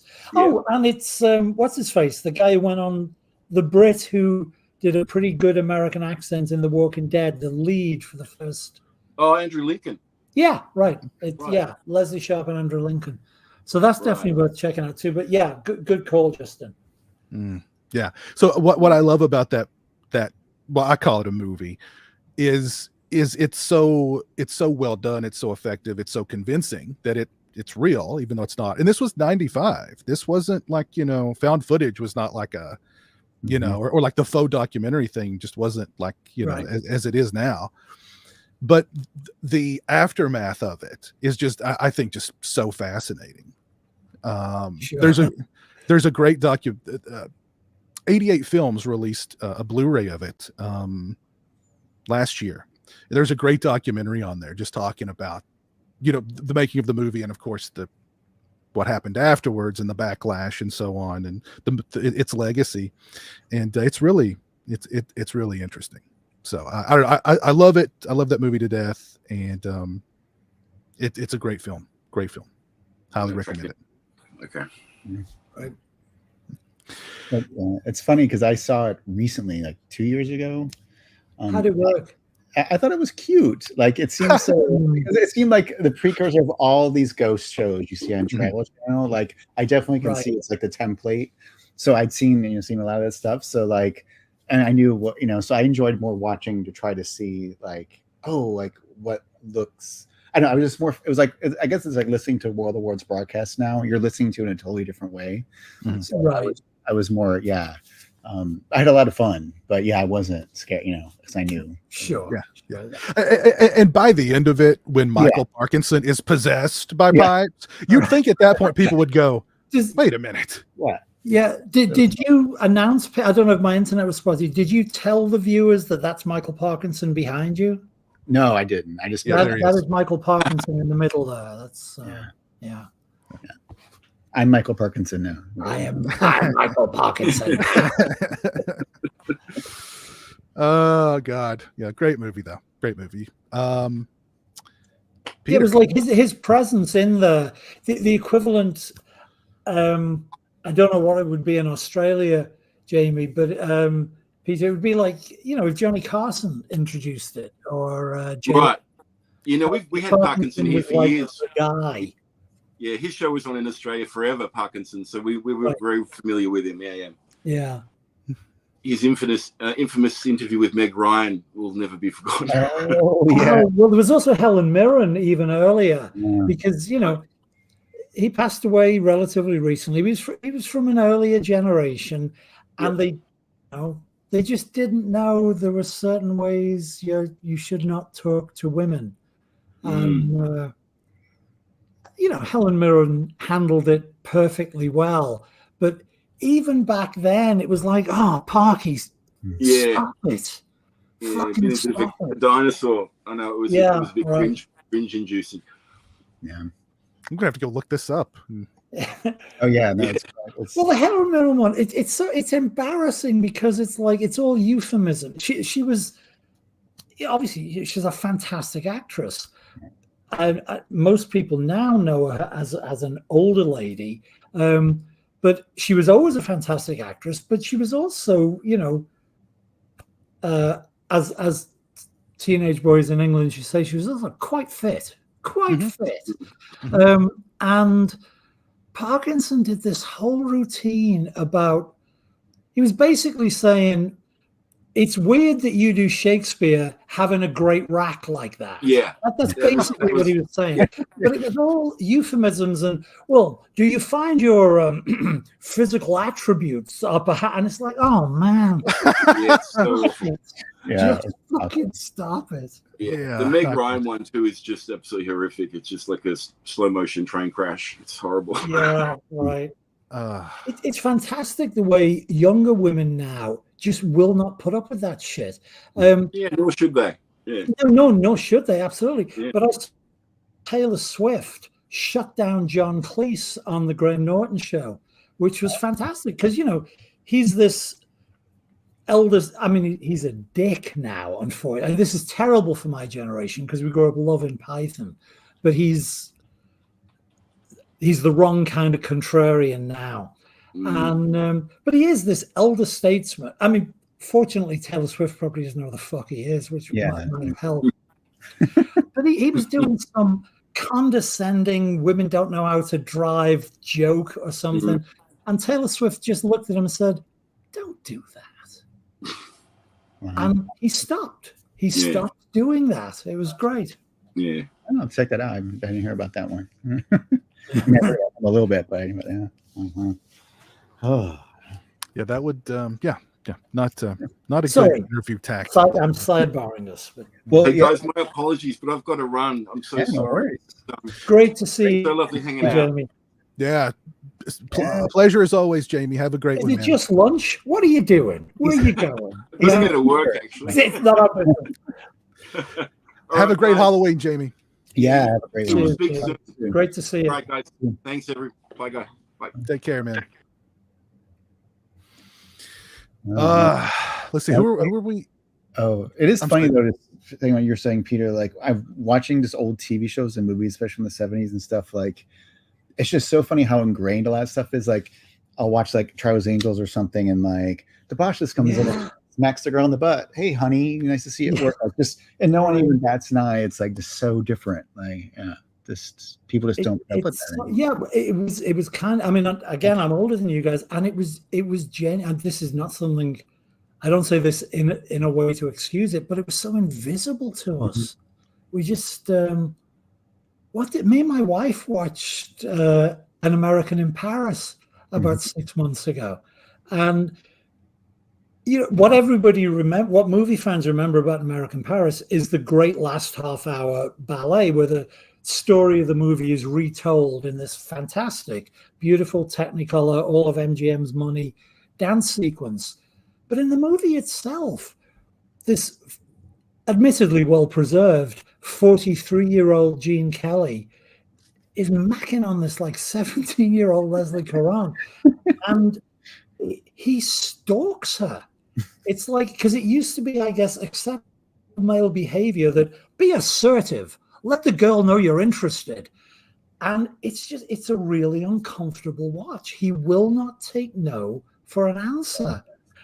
He's twice her age and he won't leave her alone. It's very odd. Yeah. A great movie to watch for that is Rosemary's Baby, because like I've seen reaction videos to that, and today they're like they don't understand, they're aghast. And I was like, I typed a comment at one point, I was like, you have to understand, like back in the late 60s, like women, they didn't have the same, like they couldn't go get a job. She couldn't just leave her husband. She wouldn't go against her husband for doctor's advice. I mean, people don't realize women could not get a credit card until like 1974 in America without their husband's permission. You couldn't open a bank account. Like I'm not even making that up. Like you just no, you know, you're right. You didn't think to stand up and say no. Like you couldn't. It was invisible, like you said. You just didn't. It was just part of the brain. Right. Yeah, it's fascinating. But I didn't know that. Yeah, isn't it wild? Can you imagine that? Yeah. So let's see. Who Peter, is it your go? Peter is all right. I'm kind of embarrassed about this selection because it's not necessarily a great movie. Okay. It's the second of a series of, I think this is the series that has the most sequels ever in history. I could be wrong, but I'm picking Amityville 2, The Possession. Okay. Yeah. So it's not a good, like the last third is a cheap, actually it really goes downhill. Like it's, and you know anything about it, Peter? I don't know. Are you familiar with Amityville 2, The Possession? I know that I saw it at the time. Oh, okay. All right. I carry very little memories of it. Yeah. Well, the first movie is like kind of fun, but it's a total TV movie. The first one, yeah. Sure. The third one's ridiculous. And now there's like Amityville Death Toilet. Like I don't know how many Amityville things there are, but the thing about the second one is like I remember seeing it on cable as a kid. I saw a lot of stuff on cable because I was too young to go to the theater. A lot of them. There's something against like it's not as good as Exorcist, of course, or anything close, but there's something just like that permeates that movie that just feels really icky. I don't know if you agree, Piz. Like it's just like there's incest and like they move into this house and immediately the demon like kind of like the father's abusive. Like it's this horrible abusive family. And I remember growing up and like I knew like kids around the block that had bad families. Like there was a kid down the street, like we knew his dad, you know. And the 70s is very much because basically the movie is a prequel to so it's about the family that lived in the Amityville house before the Lutzes moved in. It's a real story. They changed the name.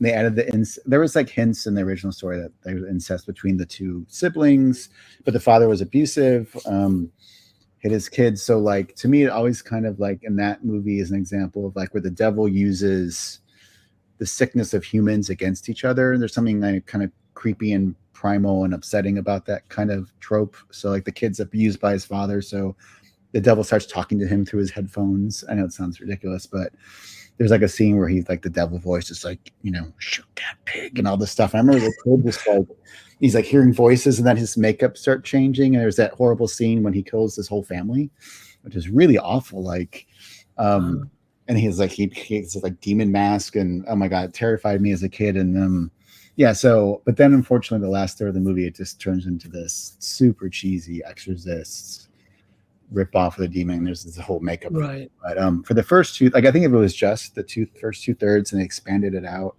and made that the story and ended with the murder of this family, it would have been really like disturbing. So there's something that's creepy, disturbing about that movie, even though it's cheesy. But Didn't Tommy Lee Wallace write that one? he did, yeah. I talked to him briefly to convince him about it. So he basically just took the sensationalist stuff of the original and just sort of the story and just kind of expanded on it. And they kind of same thing. They had to have an exorcism because that was hot at the time. Yeah. So it's not a great movie, but there's something creepy about it that scared me at the time. Yeah, no. Things get you because they get you. You know, it's like it would be great if only the masterpieces worked for us. But you know, for sure, yeah. To paraphrase Woody Allen, the heart wants what the heart wants. Yes. Yeah. I do. And if it's Amityville 2 that sings to you, it's more like it's the subtext of it. It's that trope of like, people do evil things to each other because I don't believe in the devil or any of that stuff. So anything that's like about how horribly we treat each other and secrets that It's always weird for me because there's that weird.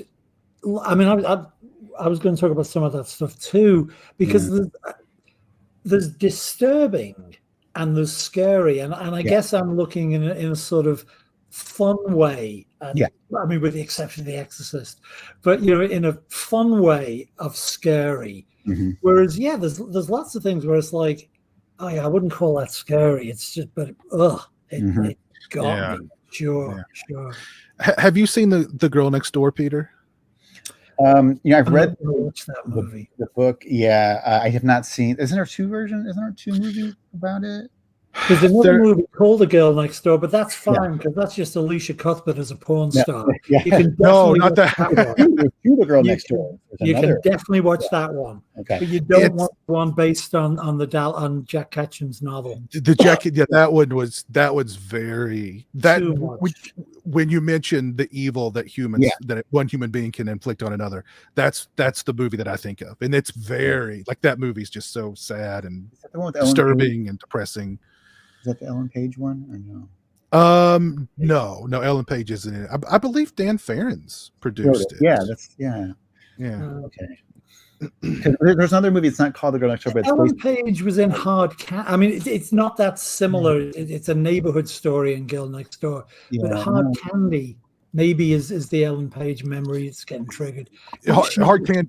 The tables on a. I don't know what you'd call it. No, it's called An American Crime. It's Ellen Page. It came out in 2007, the same year as The Girl Next Door. So it's literally the same story. They did like dueling, and that was Elliot before Ellen Page. She's in it. There's two versions of The Girl Next. I know. So I've not seen either of them, but same story. I met Jack Ketchum at a convention years and years ago. And I asked him about The Girl Next Door. I was like, man, that movie messed me up. And he was like, yeah, me too. So if the movie adaptation of your novel messes you up, they did a good job, So there's a few stories. Like there's something a video out called Two Guys and a Hammer. Have you ever heard of that? I've heard of it. I've not seen it. There's two real life serial killers. There's two kids there and they videotaped themselves. And one of it made it on YouTube like an idiot. And never watched that again. So they film their crimes. They're in jail, thankfully. But there's a lot of that kind of stuff where you're just like, I don't. How does this happen? But, how does that? How do you? How does that idea pop into your mind? And then, even if it does, how do you go? I think I'm gonna try that. Let's do that. I read that some people are just not born with empathy. Like it's not to excuse it, but they don't have. They just don't. They don't. They can't relate. They look at it like us looking at a bug being squashed or something. Antisocial personality disorder. Sociopaths. They don't have that in their own. That's true horror, true scary, really scary people. Those people, I feel like this is all leading up to Piz's final choice, right, Peter? Like he keeps saying his number one pick. The most depressing movie ever made. Can't wait. It's coming.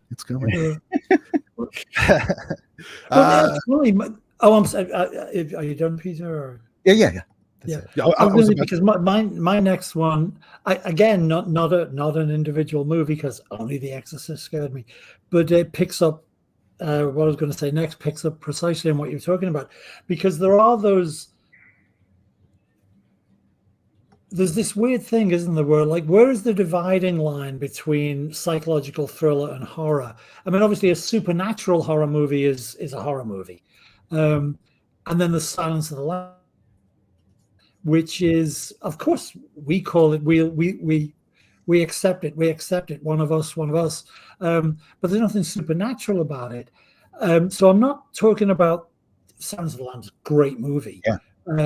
But it wasn't that. I was going to step right outside the genre and say that I can definitely be scared with, ordinary dread. And the master of that kind of thing is Quentin. When Michael Madsen gets alone at last, and stuck in the middle where he starts playing, it's like, well, that is dreadful. It's a dreadful moment, and I was afraid in the theater when that happened. But obviously, it's a different kind of fear that would be generated by a supernatural horror movie for sure. But it definitely relates to that feeling of, oh right, there are psychos in the world, and this fucker's got this guy tied in a chair, and he's got a razor in his hand. That's very scary. I can be scared by, just like Ray Liotta was in the fiction, I was scared of Joe Pesci in Goodfellas. Oh, God, when he started that routine, like, I'm a clown to you. It's like, oh Christ. Yeah. Oh yeah, this could so easily, if you grow up with Neighborhood Psycho, we all did, you're familiar enough with people. And when he started, it was like, oh, he's fucked now. This guy is in trouble.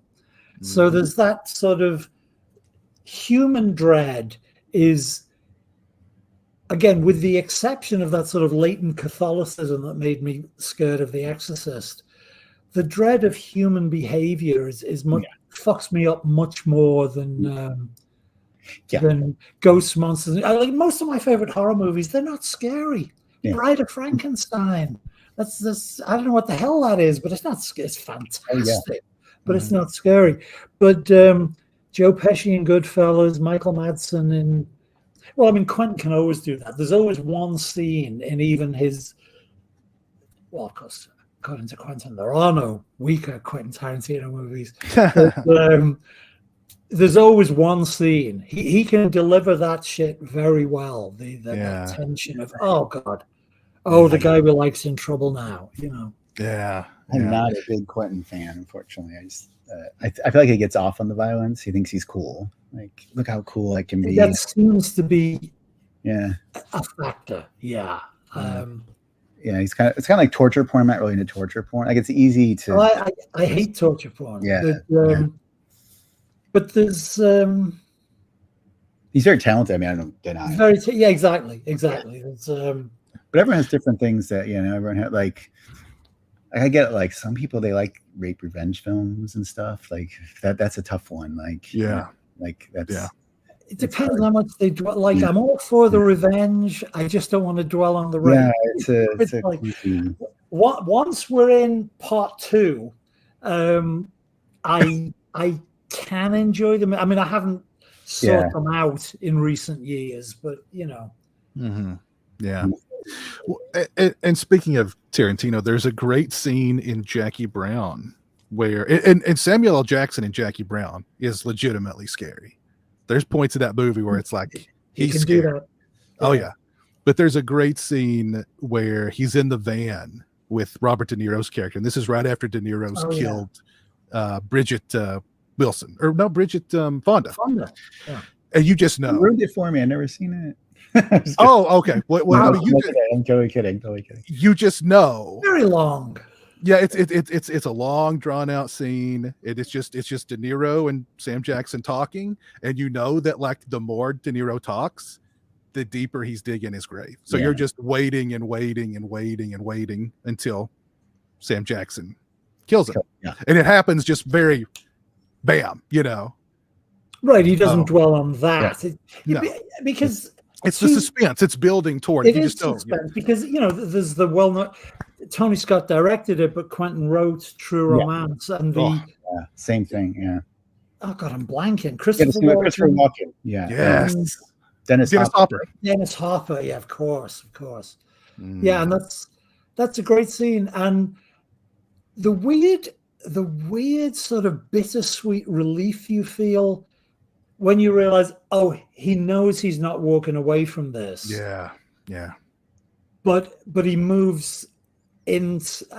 Yeah, it's so. Yeah, he's good at that. He is good at that. Yeah. That is a great scene. That's just two phenomenal actors with some great dialogue and just right. just Mm-hmm. Great movie. Love that movie to death. I know it's on the theater. Yeah. Oh, that's cool. Years. Yeah. I just remember Brad Pitt, right? He was getting stoned all the time. Yeah, Yeah, I remember. Yes, with his little. He had the his little old- honey pear that he would fill with. Mhm. I remember that. Little details like that were hilarious. I do remember. Yeah. So funny. Oh man. Who were we? I think. Peter. Well, I just said I had the ordinary human dread Okay. factor, and Fair. Yeah. Okay. so Fair enough. it's you again or Peter again. I think It's my go. It's my go. And I want to mention a relatively more recent film. It came out in 2015. It is part of the dreaded found footage Oh no. subgenre. Are you going to have to be very persuasive here, Justin? But no. So okay. So I know found footage has a really bad rap, but I think when found footage is done well, it can be really effective. Sure. And this movie was done really well. It's called Hell House LLC. What are you talking about? And I like the whole series. They actually made a prequel. Or no, is it? Well, it's called Origins, the Carmichael something. Yeah. I saw that one recently. I liked it a lot too. I like them all. But Hell House LLC, simple setup. But the execution I think was done really well. Like that movie, really all the first three of those movies, or well, the part 1, 2, and 3, really have kind of stuck with me. Like, I don't know, I think about those movies a lot for some reason. And I've rewatched them I don't know how many times. And the new one, the new one that comes out, I think tomorrow officially, is pretty good too. It's pretty good too. But what I think, what I will say that one of the downsides is every time they make a new one, it's like they add more lore onto it. Like they got to expand the story more and more, Sure. which to me kind of makes it. The first one is very simple, very straightforward. This group of people, they're setting up a haunt inside of an old hotel where some really bad stuff happened a long time ago. And there's entities there that don't want them there. And so on opening night of their haunt, all hell breaks loose. And I think it's done really, really well. I like it a lot. I've seen it, I don't know how many times. I rewatched it just the other night before I saw the newer one. And I really, really enjoy Hell House LLC. And it's got a good creep factor. It's got some creepy moments. I think the second one has some really creepy moments in it too. And the new one, the Carmichael one, has some effective moments as well. So LLC is the first one? Hell House LLC that's what the first one's called. Highly recommend it. I think it'd be great to watch on Halloween night. And it's found footage done well. Not only have I not seen it, I haven't heard of these movies. Yeah. I feel very out of touch. But it's hard now. So much content. Yeah. Right. And I think with those movies too, like when they first came out, I don't think there was a lot of buzz for them, but it's like over the years, more and more people have seen them because, like you said, there's just so much content. Like I think they came out like on maybe Shudder or something originally, and they're on Shudder now. So they they're back on Shudder now because the new one's going to be on Shudder tomorrow. But yeah, I recommend all of them. I recommend them all. Mhm. Recommend them all. Uh-huh. Now you're not a fan, Peter, or you're like, well, okay, I'm gonna get on my high. I have a moral position. I'm sticking to it. I just feel like found footage is like a cheap way. Like we don't want to like set up lights, and you don't want to have like a story and scenes. Just grab your video camera and move. Like it just always feels like. I mean, I guess it can be good if it's done well, but it's always just seems like a cheap out to me. Like, you know what I mean? Like, so. Well, I agree with you on a lot of found footage. Yeah. A lot of found footage is just like, we don't have any money. Yeah. Let's just, let's just shoot this thing, Yep. And it always ends with the same thing where the camera falls and there's like a static shot of like going down. Yeah. It's like, I just woke up in the middle of the night and I heard a noise. Let me get my phone and take it with me. Yeah. They're like walking around in the dark, like, and like there's something in the corner, I know. But some people love it. So if there's a good found footage movie that can make me kind of buy into it, I'm down for it. But it takes a lot to make me buy in. Yeah. And Hell House, I bought in. I enjoyed. I did see that. I think I saw it. They all start to blur. I'll be honest, they blur together after a while. Yeah. It's hard to tell apart. Yeah. So. I like the fact you have a strong position on it, Peter. I approve a strong position. It's instead of position, Well, yeah, it's like, and you don't need a story, right? Because the early scenes of those found footage is people, going on a trip or home with a camera. So like and people just improvise it. So it just seems like, I don't know. No, I definitely hear you.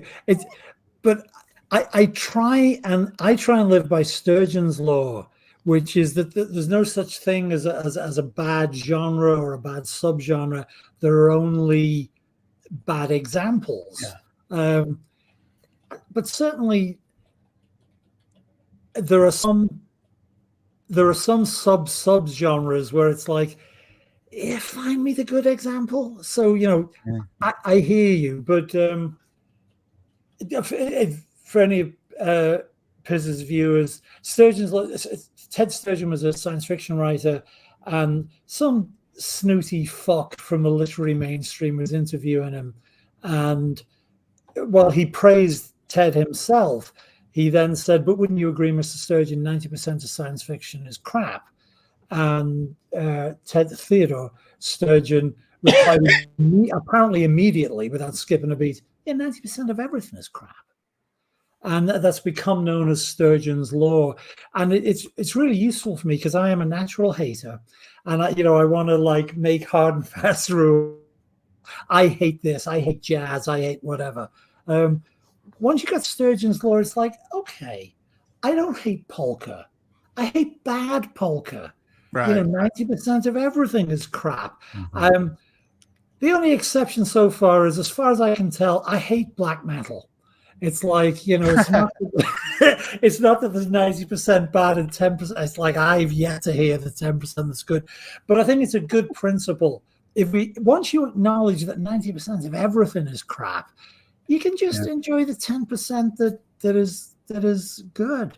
But it's interesting that you talk about found footage being your bet noir, Peter, because my next point was going to be about, this will probably get me in trouble with a lot of the younger fans, but there's movies, I'll connect it to the found footage thing in a minute, but there's the movies where we're meant to be scared, but I hate the characters so much that I can't fucking wait for them to be slaughtered.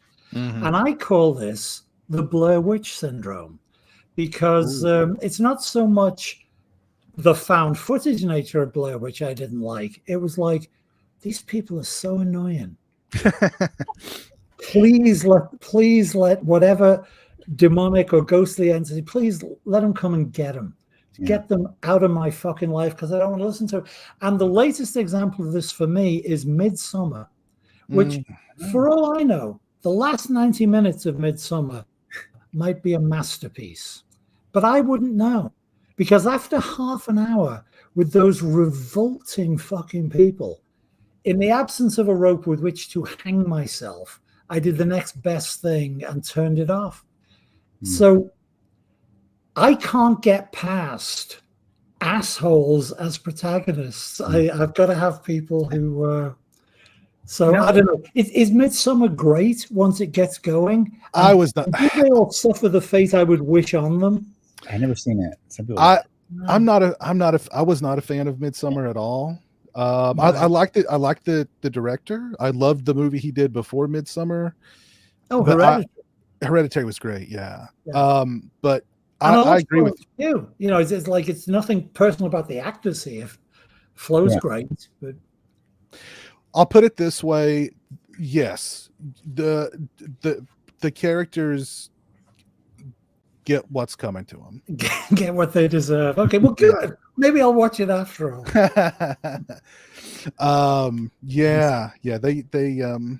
They get what's coming to them, but you know, I don't know. I was. It's not like villains. I mean, obviously, you know, I love a good villain. That's not the point. It's like just dreadful, whiny, middle class assholes. It's like life's too short. Yeah, I guess for me, like found footage is like it creates it's the form itself, the actual formal elements create like a distance, and there's no like I need character. Like there has to be like someone can't just be the funny guy, or like I need like who are these? They don't have to be like an in-depth character study, but like I need who is this person? What are they about? Do they have any goals? I need something to hang. And I just in found footage I never like Paranormal Activity. Could someone explain to me? Is there a plot? Like what are those movies actually? Like I could someone tell me name a character and their art and like a story of any of those movies? I cannot think of it. Right. I don't hate them, but like. You know what I mean? There's no there. It's I don't think there was. Well, the only plot in Paranormal Activity was like, hey, I think there's Paranormal Activity. Let's record it.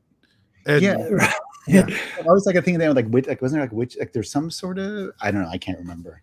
I couldn't tell you a single character name from any of those movies. Right. I can't either. I can't either. Like we all know who Laurie Strode is. You know, we know who these people. Sure. Yeah. So at least even slash. I agree. It's like I mean. Obviously, and you know, we'll know better when we hear Justin's #1 most depressing movie ever made. Generally speaking, it's not so much where the movie goes or what the movie's idea is. It's like I want somebody better say or do something interesting, because even the movies that depress us, you know, theoretically, it's a form of entertainment. You know, small e, it's art, not just entertainment. But say something funny, say something clever, do something thrilling, do something interesting. And you're exactly right, Peter. That even if the 10% of found footage that can prove Sturgeon's law is there, for the most part, the genre itself really doesn't invite that kind of, you know, why should I give a shit?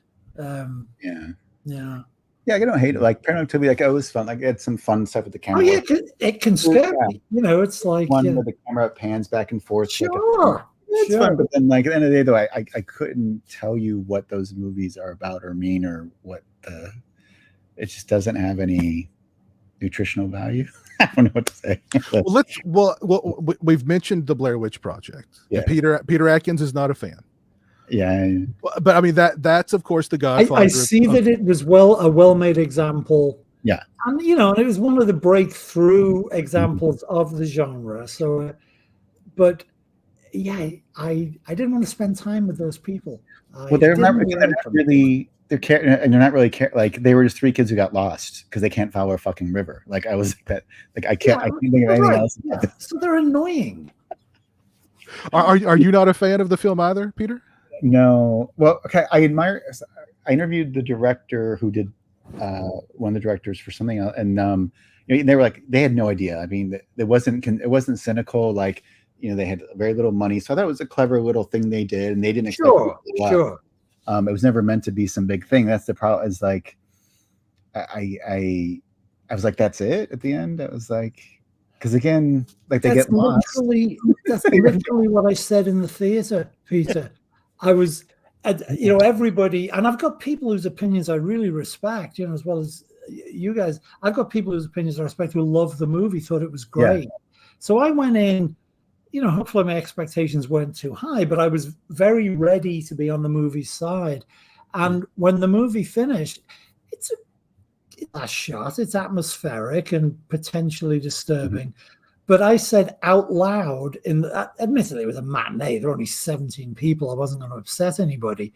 But I said verbally, "Is that it?" Because, it was like, I grew up with Carrie and Suspiria. Yeah. I need more shit than that. Yeah.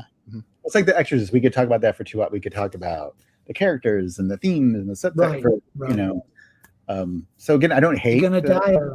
Yeah, Blair Witch is just like, it's cool. Yeah. Okay. Justin's gonna screw us. He's got somebody waiting in the green room. The director of the Blair Witch. Guys, I'm sorry. Here's Eduardo Sanchez. He's bad. No, I'm joking.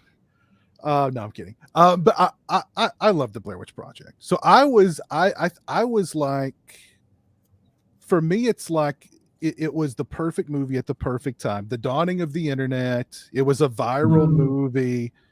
It just took over. It was everywhere. And I don't know has there been a movie that, I mean, maybe Scream. Well, Paramount TV as well, that blew up because that was like it wasn't a midnight screening only thing that kind of blew up. Both. It might have been. Right? I don't remember. But I mean, those three were on every talk show. They were on the cover of every magazine. Yeah, it was endlessly parodied. Yeah. I don't think there's been a movie that's quite done that since, really. Maybe, yeah. Which one would you say? Barbie. Barbie. Oh yeah, sure. But that kind of thing though, where it becomes a part of the cultural conversation for a while. Yeah. I don't know. I love the movie. I find it really effective. I don't know. I love it. It's all right. There was there's so many new social media things now trying to replace.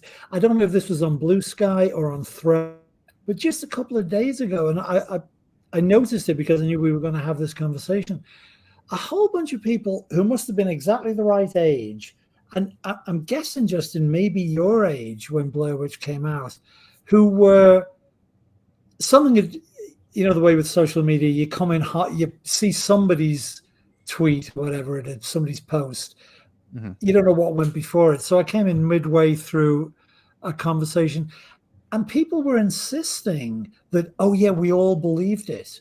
Everybody knew that was a true story.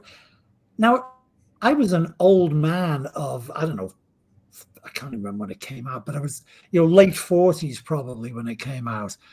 So possibly I wasn't as in touch with the early 20s zeitgeist. But that's not true, is it? People didn't believe that was real. Or did they? I'm genuinely asking. I don't remember anybody thinking that it was legitimately real. That's what I thought. Now there is a found footage movie that came out not long ago called Megan is Missing, and it was a TikTok sensation. People legitimately believed that it was real, and it's not the most convincing found footage movie, but I think it speaks. I don't want to speak ill of the TikTok generation, but I mean, it was a huge thing where they all thought it was. People gullible, Justin? How dare you? Well, maybe I'm just saying they're a little naive, but it was a huge thing, and it's like specifically to TikTok too. I don't know what that was. It was just on TikTok where they believed it was real, like it really happened. And to be fair, the precursor really to Blair Witch is the Faces of Death movie, and people thought Faces of Death. People thought that was real too, and those were all fake. Yeah. So, I remember that being. I remember being told that it was long before I'd seen it. It was like, you mightn't like it because it's all real, and I do remember that. But go ahead, Fizz, speak over the TikTok. I'm just laughing at the chat. So, but there was I guess the thing is with social media, it only needs 6 people to say something for it to feel that Right. it's 1,000 people saying it. So maybe it was just a handful of people, but it seemed like everybody of a certain age, significantly a good 15 or 20 years younger than me, really had this memory of, oh yeah, we all believed it about Blair Witch, and just seemed odd to me, as I don't think that was the case. Well, I mean, they did do because they created a website, Right? and like they did a good job. So yeah, people are gullible. Yeah, They did a good job of. I think people were less gullible then because we didn't have, or less cynical at least, because we didn't have social media the way we do now. So they saw this website and they were like, "Oh man, there it is. There it it's is. A newspaper. The internet doesn't lie." So the golden days when we all thought that was true. Yeah. I do want to mention really quick that the link to join the stream, if you want to jump on and share with us your own movies that legitimately scared you, is available now to my channel members and patrons. So go ahead and jump on. I see we've got a couple of people in the green room already. So go ahead and feel free to jump on and share with us the movies that scared you. Let's see. I think we're on. Oh, I think we're on Peter again. I think it's the last one, right? Yep, this is the last one. So I'm actually taking a page out of Peter's Atkins sort of focus and kind of going more with, I don't know, type of film. Actually, the scariest movies to me are actually war films. War just to me. Sure. It's just horrifying what people can do. I mean, I did some research like 10 years ago, like the Holocaust and the My massacre and stuff, but now what's going on in Israel and Gaza. But so probably the movie that's most disturbed, and I think it's hard to scare, right? Horror is a tough thing, right? Because I agree with you, Peter. Like I love fun, scary movies. Like that to me is like fun. But so if you're talking like horror, like if horror is to really horrify you, so probably the most horrifying film I picked that I've seen is called Come and See. Have you seen it? No. It's a Russian anti-war film from 1985. It's about a little boy. It's in Belarus. The Nazis invaded, and it's totally from his point of view. And it basically, he's this innocent, sweet kid, and he wants to, go and join the fighters, but he's too young, and they come through and basically decimate his town. It's all about his journey from innocent boy to being completely. It's based on some real incidents. It's pretty horrifying.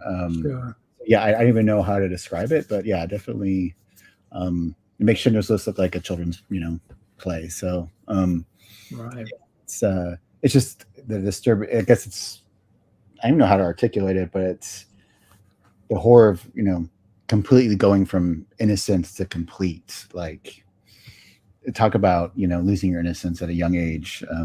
Right. Like when you hear stories about people who come back, soldiers that come back from Vietnam, just haunted. It's that sort of experience. So, yeah, if you want a powerful experience, it's sit with that. That's that kind of movie. So, I think the thing is like I didn't, movies like Casualties of War, things like that deal with those kind of subject matter. I find just incredibly disturbing and hard. Sure. Yeah. Sure. Yeah, check it out. Thumbs up. No, come and see. Yeah, exactly. Yeah. I mean, that's hardly Pumpkinhead. Yeah. So come on, it's Halloween. Yeah, I know. I just said, well, that's the hard thing, right? Like truly scary movies. Like I can think of tons of movies that are fun, scary, right? Like I remember being scared on Elm Street and stuff. But I remember being scared of Friday the 13th Part 2. I was gonna name that one, but I thought that'd be too obvious if I said Friday the 13th Part 2. So Halloween 2, yeah. No, Friday the 13th Part 2. Oh, Friday the 13th, right, right. Yeah, but that kind of stuff. But yeah, so Come and See would be probably the narrative film that's most, not including like snuff films or something like, but probably the most scary film I've seen. But I'm excited for Piz's number 1. Well, I mean, mine is kind of on that same level. It's not a war film though. Okay, but I think it's kind of on that same level. Interesting. I've heard of Come and See, but I've not actually seen it. Yeah. So. Interesting choice. Yeah. Yeah, I've not seen it either, but yeah, I agree that that genuinely disturb that old sort of cliched 1950s phrase, "Man's inhumanity's man." That is the most disturbing thing. When we see on the lowest level bullying, and on the highest level institutional torture or genocide. Yeah, that's the worst. We don't need fictional monsters. We don't need mythology and lore and demons and ghosts. It's like, we're the monsters. Yeah. That's all horror films are. Yeah, just dealing with our own monstrosity, right? Yeah. Yeah. But there's something though. Have you heard the phrase the banality of evil? Yeah. Yeah, sure. Come and see those. I mean, that is just sort of our ability. Who said that? Hannah Arendt? Yeah, I can't remember the person. I was going to say Lottie Eisner, but that's because there's a German lady who wrote a book on expressionism called The Haunted Screen. It definitely wasn't. I think it might be Hannah Arendt. But yeah, banality of evil. It's like, it's because Bond villains or Hannibal Lecter or Dr. Pretorius or Dr. Phibes, they're fabulous. They're fabulous. They're not banal. So the evil is thrilling and enticing, and even when it's vile. And, like Darth Vader. Hannibal Lecter shit gets pretty vile. But again, I used the word about Dario and De Palma earlier, operatic. But yeah, real evil is like is Hitler's bureaucrats. Not even like those faceless assholes that did put that shit into practice. Of course, that's. But this isn't going to cheer the viewers up, lads. No, it's not. Yeah, maybe we have to do a fun, like your favorite fun horror movies next time. I don't know. What do we have fun? Okay, there we go. Favorite fun horror movies. Fun horror. Yeah. All right. What is it? You guys know? So there is a thing. There is a group of people that like that. Like how hardcore. Oh yeah. Oh, sure. Yeah. Oh yeah. It's a different kind of. I feel like I haven't seen the Terrifier films, but I feel like that's what those are about, right? Kind of like. I'm a little scared to watch them. I want to watch them. What is this? Yeah. The violence is graphic, but it's presented, especially in the second one, it's sort of presented in this kind of, I wouldn't say they're it's because I mean it's like a goofy clown who's like beating you to death with a hammer, or like I'm laughing already. or scalping you. You know what I mean? He's having fun while he's doing it. So they're very violent, they're very graphic, but it's not like presented in a. It's not presented in like what do I want to? Not hostile. It's not hostile, okay. Or it's not like they're trying to be really hardcore brutal. Right. There's a lot of movies like that. There's and people love those. I don't know. I've seen some mentions of those kinds of movies in the chat, and I'm not sure. a fan. Yeah, I mean, they're probably the cinematic equivalent of black metal. I still haven't seen the 10% that I find okay. Yes.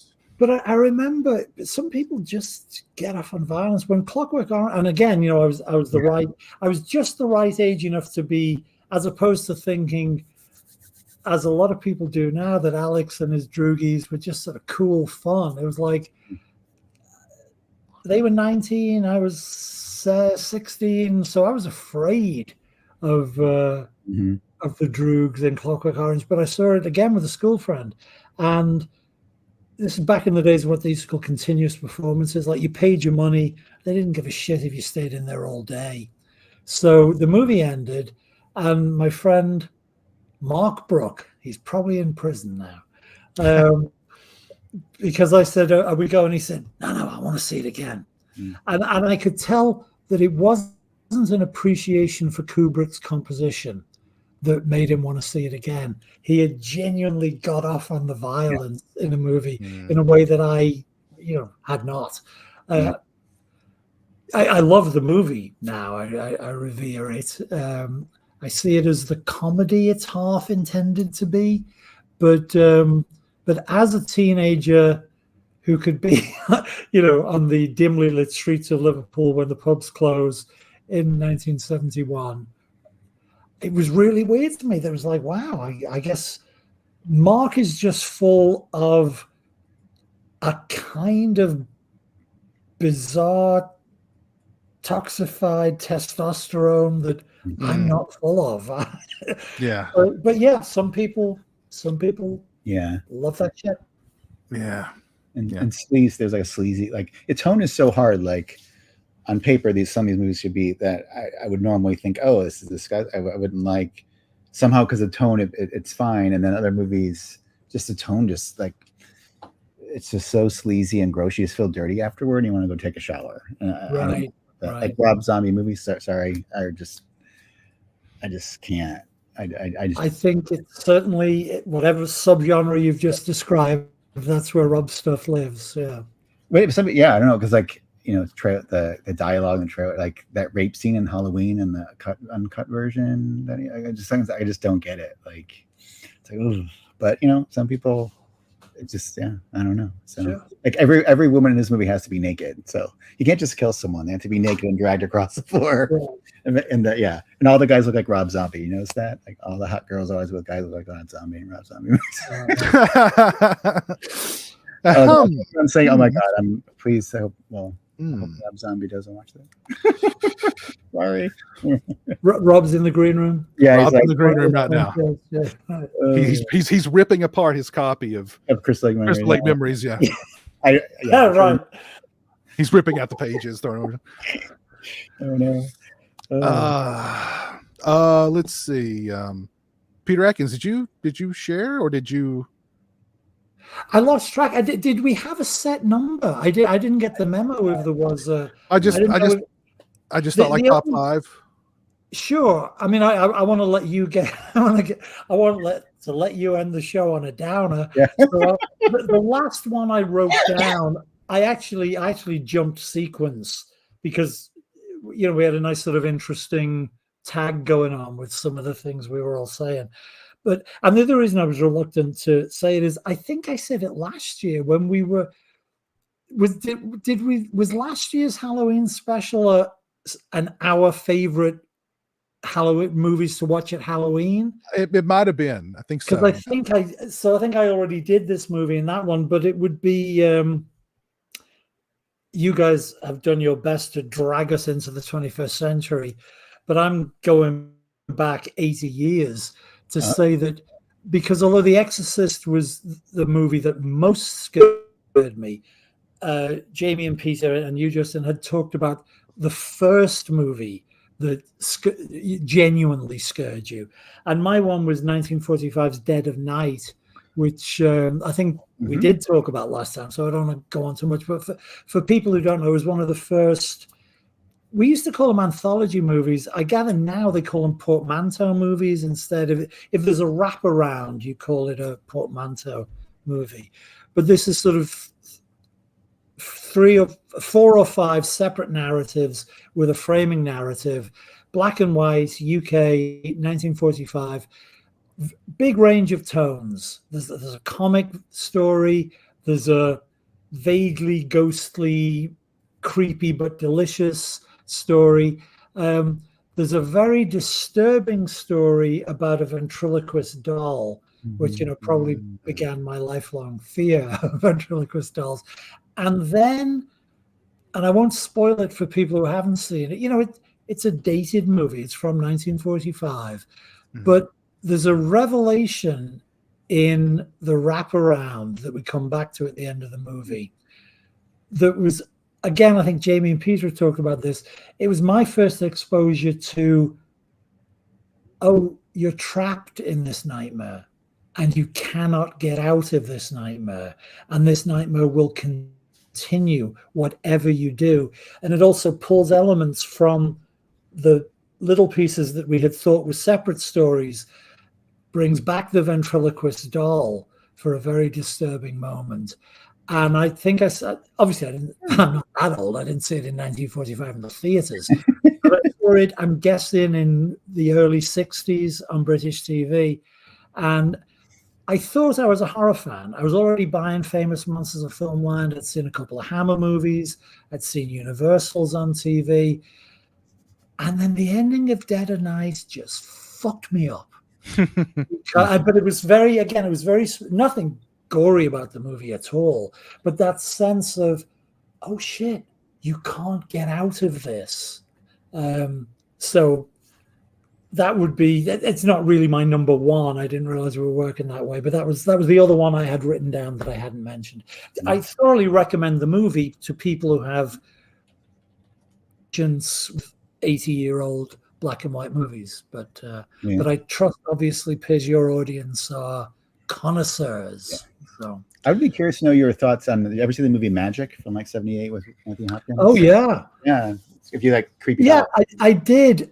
The spoiler rule doesn't apply, right? If something is that old, the terrible thing that stopped me liking Magic enough was I'd read the book, and there's a trick that William Goldman does in the novel that is fucking fantastic. Oh, and you cannot reproduce it in the movie.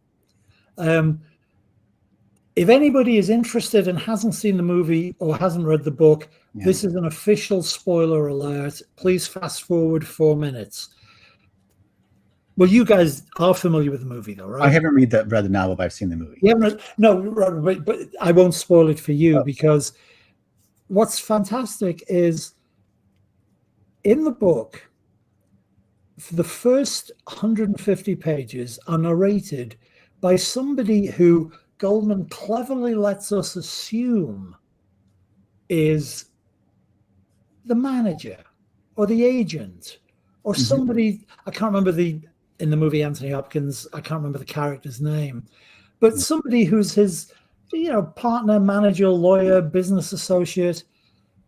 And then part 2 of the book begins and reveals that we've been listening to the dummy.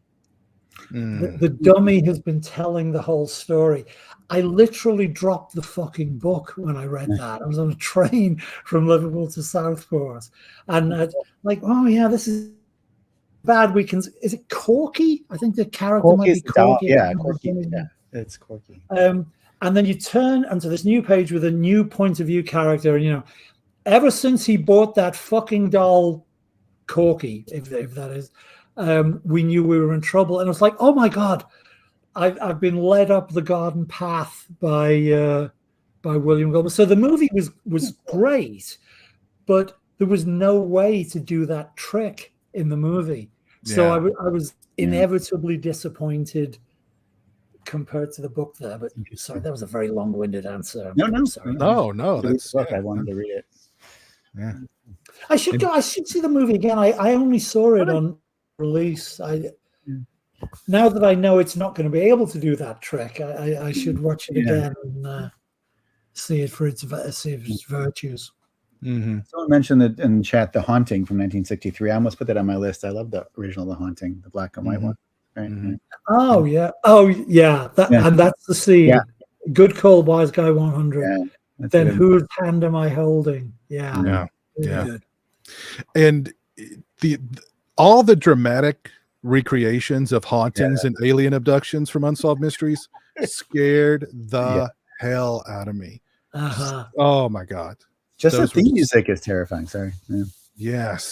Yes, that's right, Captain Hall. It is officially Halloween Eve, at least on the East Coast.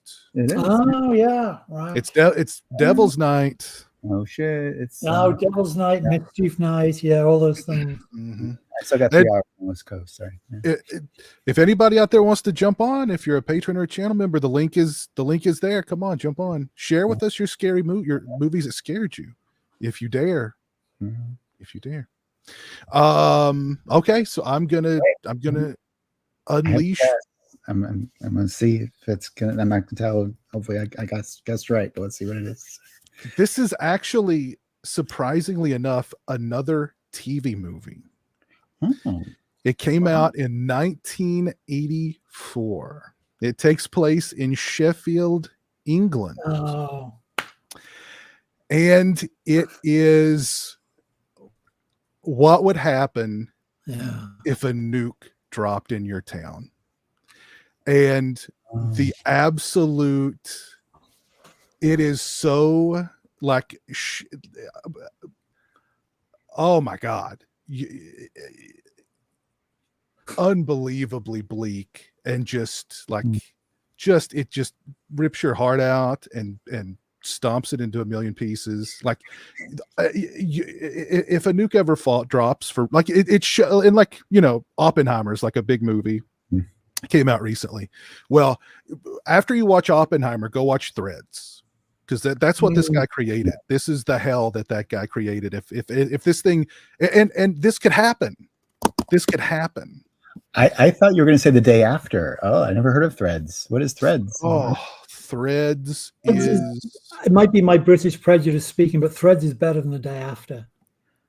I don't think I've not seen The Day After, but Threads is so just. Oh my God. Oh. I'm going to check this out. That sounds great. And it'll ruin your entire weekend, Peter. So it will. It will. Now that is like just thinking like because watching it, I mean, you can't help but put yourself in that situation of like, well, if this happened, this would be the world. If a nuke dropped, I mean, it would just devastate and destroy everything. And like there's a scene in that movie where one of the characters, their parents are downstairs in like the basement, and everybody's all screwed up. They're all slowly dying. They've been radiated. They, you know, the lucky ones got turned into, they evaporated when the bomb dropped. Yeah. Right. You know, so everybody's screwed. Everybody's like walking around like it's like, you know, they're all just they're messed up. Everybody's screwed. Everybody's life's ruined. And there's a scene where like this I think it's a woman. She's got her parents in like this basement, and she leaves to go out and try and find food or whatever. And she comes back, and like there's these two guys that run out of the house, and they don't show you. Like, you know, the two guys killed and probably ate her parents. Oh. And like the movie doesn't, all the movie does to inform you of this is show you that they're running out, that they're leaving. You don't see anything, but you know what happened. And it's just horrifying. Yeah, it's like the kind of movie you watch and you go, damn, like this could really happen, and like this could be your life. And it's so horrifying. So horrifying. And it's a TV movie. It aired on television in the BBC. Oh, I'm excited. Well, not excited. It pulls no punches. It is just well, that's gonna be interesting to watch, because I remember growing up then, young, like the 80s was like new. I mean, there was China Syndrome, Day After. Yeah, right. And there's a movie called Testament that's actually good. It was a drama film with Jane Addams. But that was a big thing on your mind when you were a kid in the early 80s. Was, oh my God, they're gonna drop a bomb and we'll be radiated. And so a Miracle Mile. Well, Miracle Mile was the 90s, I guess, or late 80s, a little later. Yeah. Ooh. But that one, as depressing as like Cairo is, Threads is 10 times more. Well done, Justin. Yeah, great.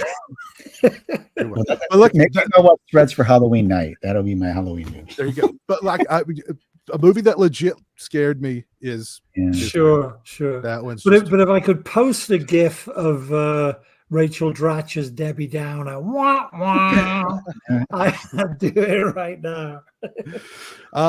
Fred Price in that movie? What's wrong with you? Threads used to be on Shudder. I don't know if it's still on Shudder. If you dare to watch it, I don't. Wow. Yeah, I mean, they don't find a cure. It's true. There's no third act reprieve.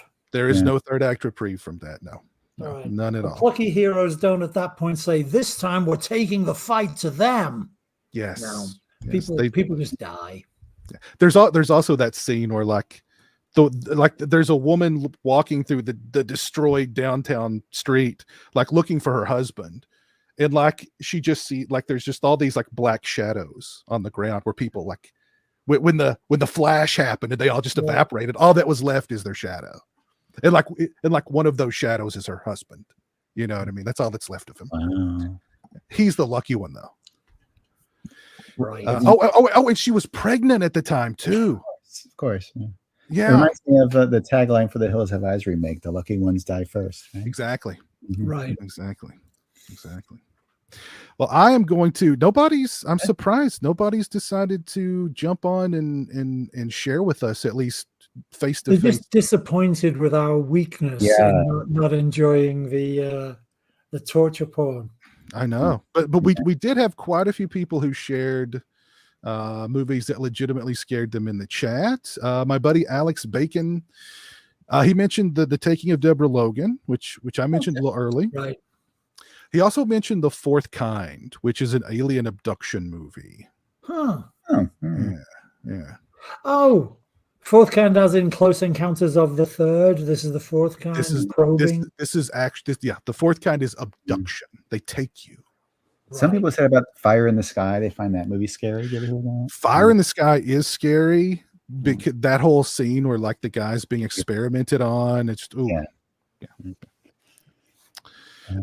Let's see. We had Joe Reese mentions the Amityville Horror. Scared the crap out of him. First one. Yeah. Boogie Manny mentions Hereditary, which we brought up a little while ago. Mm-hmm. Ooh, Bog Zombie mentions The Changeling, which I think is a great film. Mhm. Yeah. Oh, sure. Yeah. Great film. Smudge mentions Mario Bava's Kill Baby Kill. It's been a while Kill since I've Baby seen Kill? that. Oh, Yeah. Been a while since I've seen that one. Richard C mentions The Blair Witch Project. He also says anything alien abduction scared him as a kid. Yeah, same here. Gargoyles. Yeah. Sorry. Yeah. Go Seek Find mentions Children of the Corn. I know Children of the Corn freaked out a lot of kids in the 80s. That freaked out a lot of kids in the 80s. That's interesting. So I remember as a kid thinking like, "Oh, other kids are killing people," cheering them on, like, "Go kids!" Yeah, right.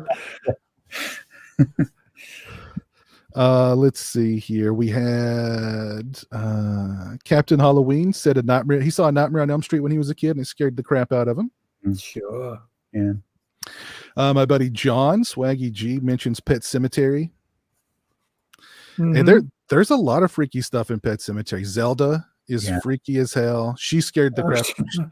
She freaked me out as a kid. The little boy when he comes back, Gage, I think was his name. Mm-hmm. We had some family friends growing up, and they had a little boy who looked just like him. So that was always nice when they came over to visit. I was like, keep that kid away from me. Keep that kid away. Right. Yeah. Gargoyles. I remember that TV movie. Yeah. Let's see. What else have we got here? Oh, Scabs. Threads was horrific. Salem's Lot scared me as a kid. Yeah. We were talking about Salem's Lot a little earlier, as a matter of fact. Yeah. I remember there's an episode of The $6 Million Man when I was a kid with Lee Majors where he has to fight Bigfoot. That scared the shit out of me. Watched it again recently. It's just a guy in a Bigfoot suit. But as a kid, it was so good. Oh my God. It's terrible. Now, we do have somebody who sent in a video sharing a movie that legitimately scared them. And I'm gonna air that video right now. Let's see what it is. I don't know. Let's see. Hey, Bubba. What movie legitimately scares you? Halloween. Very good choice. What is it about Halloween that scares you? Too scary. It is too scary. But what is it specifically about Halloween that scares you? Yes. Is it Michael? Michael is pretty scary. The shape. The shape. He's evil. Is evil. He's pure evil. What does Dr. Loomis say about him? Michael. What else does Dr. Loomis say about him? Michael. What did Dr. Loomis say about Michael's eyes? The devil's eyes. The devil's eyes. That's right, Bubba. All right, so Halloween legitimately scares you, right? Right. What do you want to say to everybody? Peace. So there you go. Awesome. Halloween legitimately scares Jeremy. It's who can blame him? It's scary. Michael's scary. Michael's scary. He's the devil's eyes. Devil's eyes. Devil's eyes. That's it. Let me see if anybody else has mentioned anything in the chat.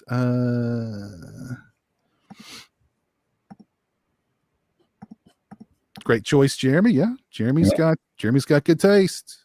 It's creepy. Jeremy rocks. We agree. He knows his stuff. He knows his stuff. I saw somebody tried to jump on in the green room, but they didn't connect. Let's see. I don't know. I mean, we're talking about some scary stuff here, so people may just be too afraid to jump on. Too afraid to state their fear. Tries no one said the clown from Poltergeist yet. Actually, I think somebody did mention that way early in the chat. As a matter of fact, I didn't. Yeah, that clown's freaky. Yeah. That we get that for their kid. Well, all clowns are freaky. Yeah, all clowns are freaky. Yeah. A lot of I saw somebody mentioned the It miniseries from back in the day. Sure. Oh yeah, that one was really that one traumatized a lot of kids growing up. No doubt about that. And that's King again. I mean, he for the 70s and 80s, he's a through line thread. Oh yeah, he had like a run there, like pretty much every one of his books. Like sure. Yeah. And it's funny how much TV we've mentioned. Because obviously, you assume the brief is theatrical. But there were those Dan Curtis movies in the 80s as well. Night Stalker, Trilogy of Terror, Zuni Doll, everybody. Terrified of that. Ever see the TV anthology Dead of Night from the late 70s? Dan Curtis? It's not. No, I thought I'd seen most of his stuff, but no. No, it's so there's 3 segments. The first one is more fantastical, but the second one's fun. The third one, watch it just for the last little bit. Yeah. Well, that's exactly the same pattern as Trilogy of Terror then, right? Because the first 2 are good, and then the third one, Prey, is... Yeah, I thought it was Dan. Let me make sure I'm not... It is Dan Curtis. Yes, okay. Yeah, it is. But no, it's worth watching. Check it out, yeah. Do you have the credits in front of you, Justin? Or Peter? It's only because guys I was lucky enough to get to know later... Richard Matheson Sr. and Bill Nolan were Dan Curtis's kind of go-to guys for the it was written by whatchamacallit, Jack Finney, and Richard Matheson wrote it. That's right, yeah. Okay. Did Jack Finney get the screenplay credits or original story credits? I didn't know he did any screenwriting. So I did very inside baseball. I'm sorry. I'm just writing story. Yeah, he got story credit. Probably based on a prose story by Jack Finney, and the rest is all Richard Matheson got all the screenwriting credit. Right. Yeah, it was usually either Richard Matheson or Bill did Norless tapes for Dan, I think, and Anyway, so but Dead of Night I haven't seen. Yeah, check check that out. Yeah, it's fun. It's worth seeing. Yeah, should definitely check it out. Yeah. So we got some love for The Howling in the chat. Oh, yeah. Love for Not Living Dead, of course. Yeah. Surprised you didn't pick Texas Chainsaw as original. I mean, I love it. I love it. Oh, here's Wise Guy says, Peter will know about this. The safety adverts from the 70s in the UK. Genuinely terrifying. Right. Just they wanted to make sure you never left the house. Yeah. Just stay home. Yeah, just stay home. Right.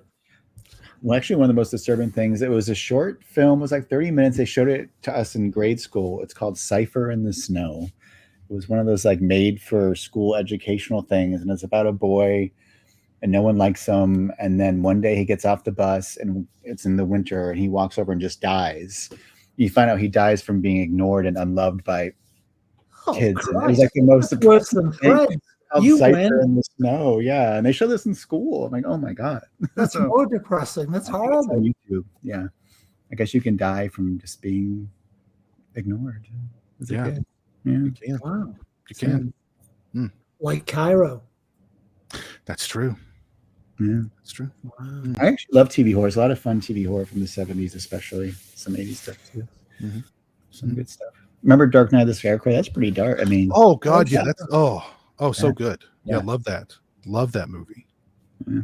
A lot of that stuff is. I mean, I don't want to use the word fashionable. That sounds dismissive, but it's a lot of that is really being rediscovered now and reissued, and people are doing commentaries and nice. A lot of good stuff. Yeah. It's great to see that better transfers and stuff too. We've got somebody who has got the guts to jump on and share with us right. some movie that scared them. We've got Jonathan here from Bombastic Hello. Reviews. What's up, man? Hey. Hey. I just wanted to say that I hopped on a minute ago. I was who tried to connect, but I didn't know what was going on tonight. Like I just saw the link for Patreon. I was like, yeah, I'll go hang out with Piz.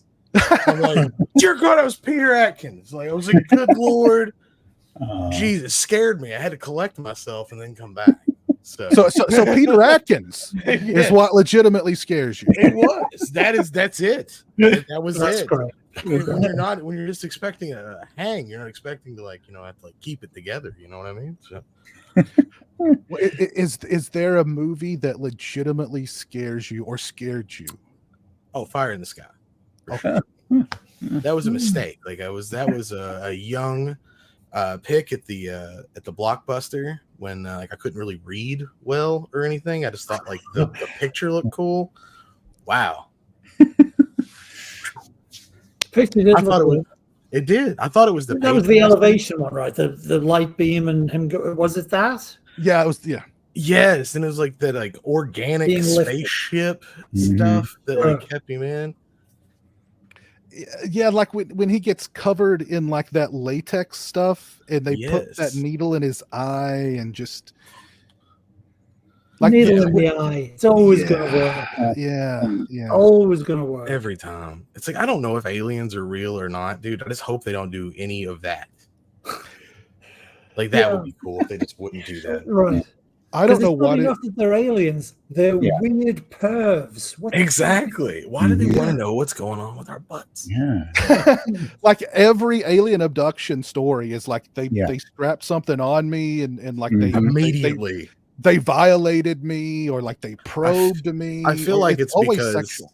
There's only one logical answer is that aliens do not have buttholes, and they're trying to figure out what that is. That's why they go there first. Yeah. That's a possibility. Good call. That's a possibility.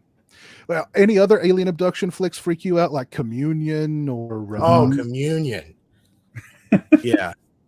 The Fourth Kind. That's actually I'm a sucker for found footage, and even though that's done really disingenuously, I guess disingenuous. Yeah. Yeah. But because they put fake real footage beside the fake footage. Yeah. But it does help you suspend disbelief, so it is fun. Sure. Let's see. The Unsolved Mysteries dramatic recreations of alien abductions had to freak you out too. Then, just unsolved mysteries in general, right? Robert Stack is so terrifying. Those are great to go back and watch. We never caught those people. They are great. It is great. Well, especially at the Green River Killer. I don't know. I forget who the dude they were pointing the finger at, but they owe that guy an apology because it wasn't him. I remember that's the dude that had the secret room in his garage, right? Yeah, he may have also been a serial killer, but he was definitely not this one. That he was not that one. Yes, right. We have to do a retraction. But the alien abduction stuff is just really freaky and weird and very traumatizing. That's a good pick. Definitely a very good pick for sure. We do have somebody else in the green room. Hold on, let me see who this person is. Let's say, well, I'm gonna scoot so they can get in here, but it was all right. Been real. Thank you, gentlemen. It was a pleasure, man. Take care, Jonathan. Cheers, Jonathan. All right, the link's out there, folks. Hop in. Quentin, are you here? Yes. Yep, Quentin, I'm what's here. up, man? I What's am up? here. Not Tell much. Not much. Tell us a movie. I could tell you. Tell us a movie that freaked me scared out. you. Go for it. Yeah. I gotta say, Children of the Corn, the original. The second time I saw it, I was a little freaked out. It was when I was 2015, and I remember Isaac, the kid Isaac, creeped me out. Oh yeah. And I remember he was really freaky. I remember I remember Amos John Philippin had the pentagram on his chest because he was gonna go sacrifice himself out to He Who Walks Behind the Roads. Dude, and I'm used to that movie now. I love that. That's my second favorite horror movie. That was my second favorite horror. That's my second favorite horror movie. And speaking of Children of the Corn, the 40th anniversary is on March 9th, 2024. Is that right? All right. Wow, 40 years, Yeah. really? Wow. Wow.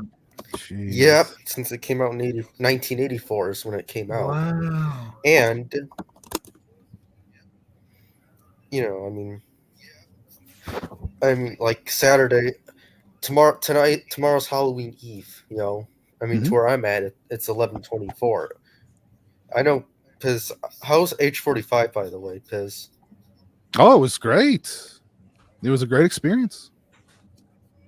Did you have any connecting flights from one flight from this flight to the other? Yeah. I had two on the way. I had one connecting flight on the way there and two on the way home. Like, was there a connecting flight to Chicago, O'Hare? Yes, there was. Yes, that was. What do you think of O'Hare? It was O'Hare, dude. O'Hare sucks so much balls. I would have to agree. It was very big. Yeah. It was like a maze getting around in that thing, and it wasn't pleasant. Yeah, I'm actually from Chicago, so I grew up with O'Hare, and when they had that, they had the whole United Tunnel thing that's like 20 minutes away from everything else. You go through this. Yeah, it's actually the central hub for all of the country. It's the busiest airport in the U.S. So I'm pretty sure I went O'Hare, but I've been to the departure area. Yeah. Really, our buddy Nick was at O'Hare that one time when he was going to Hawaii. He did not like that. He did not like O'Hare. I can sympathize. Yeah, our buddy Nick had the same problem the day after his wife's wedding. When they were running, dude, they were running. Yeah. Oh, I've been there. But Quentin, thank you for jumping on and sharing with us your. Yeah, man. Thanks. Yeah, we appreciate it, Quentin. Yeah, I really wish I would get to meet you guys in person. I mean, but yeah, thanks. You have a good night, and tomorrow Nick's going live tomorrow night too on his channel. By the way, before I pull out. Okay. All right. Take care, buddy. Yeah, man. Thanks. Right. Nice to meet you. Yeah. Oh my God. Well, we've gone for a long time. My wife's going to kill me. Let's wrap things up here. I've kept you guys too long. Peter Atkins, where can we find you on social media? And do you have anything that you're working on that you want to mention or promote? I'm working on a few things, but I mean, I just had a new story come out in an anthology edited by Mark Morris. The anthology is called Darkness Beckons. My story is called He Wasn't There Again Today. And the good news for everybody is it's an anthology of stories by different people. So even if mine's a piece of shit, there's a whole bunch of very talented writers in it, including, by the way, my mate Stephen Volk, who wrote Ghostwatch. So cool. He's in the Mark Gatiss is in there, who's Doctor Who, Sherlock, M.R. James, Ghost Story for Christmas guy. And 18 other brilliant contributors who, if I'd thought, I would have had the book in front of me so that I could read their names off. But that's out there. Also, I mean, I should, because Arrow sent me them free, so I should plug the box you got both of them. Came out because there's new commentaries from me and shit on nice. On there. So hold on, where's mine? Ugh. I saw your unboxing video, Pez. There we go. Ooh, nice. Yeah. And it's got the work print edition of Bloodline on it. So I'm interested in checking that out for sure. Still not complete. Don't get people too excited. I'm excited for that for sure. But at least it's linear. There you go. At least it's linear. There you go. Yeah, that's damning with faint praise, obviously, but I'll get that on a t-shirt. At least it's linear. Peter Bracke, what are you working on, and where can we find you on social media? I'm on Facebook. I'm old school. I don't got a TikTok or a TikTok, whatever it is. I don't know. I don't know what the kids are using these days. Are you on social? Oh, you're on Facebook, Peter, right? Yeah, Yeah. I did. In fact, yeah, I didn't realize. I guess we'd already become Facebook friends. I had hashtagged you on my post about tonight because I thought you were utterly non-social media. Because I knew I had to hashtag you on Twitter and Threads and Blue Sky, and then I had to go back in and edit because oh yeah, you actually are on Facebook. I'm on Facebook. Yeah, so I think we after H45 we connected on Facebook then. Yeah, right. Yeah. No. So slowly but surely working on my slasher book that's turned into War and Peace or something. I don't know. So it's gonna have a lot of good stuff in it. So hopefully I'll have some news somewhat soon. So Excellent. Yeah, it's working away. So I've done some other small things, helped a friend. A few the Jason Goes to Hell doc. Hearts of Darkness is coming out finally. They're gonna have release date soon. It's been edited. I've seen some of it. Oh, cool. A friend out with a doc on a certain horror franchise that's coming out on Shudder, but we can't say it yet, so that'll be cool. Yeah. A lot of people ask me about that Jason Goes to Hell documentary, so they'll be excited that it's finally coming out. Yeah, it's in final. I've been doing the score right now. I've seen the final edit and all the extras and stuff. So yeah, it's cool. So, that's great. Yeah, that's great. And as soon as word on Peter's 90s slasher book happens, you'll hear about it here, I'm sure. So just keep your eyes peeled. Yeah, it kind of went from I had trouble during COVID and stuff with getting images and materials, and then it went the opposite. Now I have too much stuff, so I was trying to cull it down. So having fun, but it's a lot. So yeah. Well, let me do a couple of shout outs here and then we'll call it a night. Nico, thank you for the $10 super chat. Appreciate that very much. 300 IQ Gaming, thank you for the $4.99. Bronson, thank you for 3 months of being a member. Kevin Kruger, thank you for the $1.99. And again, thank you DIY Craft for the $1.49 super sticker. Appreciate that. Yes. And again, Peter, I know I kept you guys very late, but I appreciate you hanging out with me and sharing with us. It's been great. It's been great. Yeah. And it's later for you. It's half midnight for you, right? Yeah. I'm a night owl, so I'm good. You're a night owl. I'm a night owl. Yeah, it's not. It's only 9:30 on the West Coast. It's not bad for me. So. But again, thank you guys for hanging out with me. I appreciate it, and thank you to of course Jamie who was here with us for a while as well. Always great to see him. And thanks to everybody who tuned in and hung out with us tonight. We appreciate it. Have a great rest of your night, and be sure to tune in for Jeremy and for our Halloween stream, Halloween Day. On Halloween itself, yeah, right. Yes, it's going to be fun. Say hi to Jeremy for us. Oh, we definitely. Sure. All right. Thank you all again. Have a great rest of your night. Cheers, guys. Peace. See you there. Bye.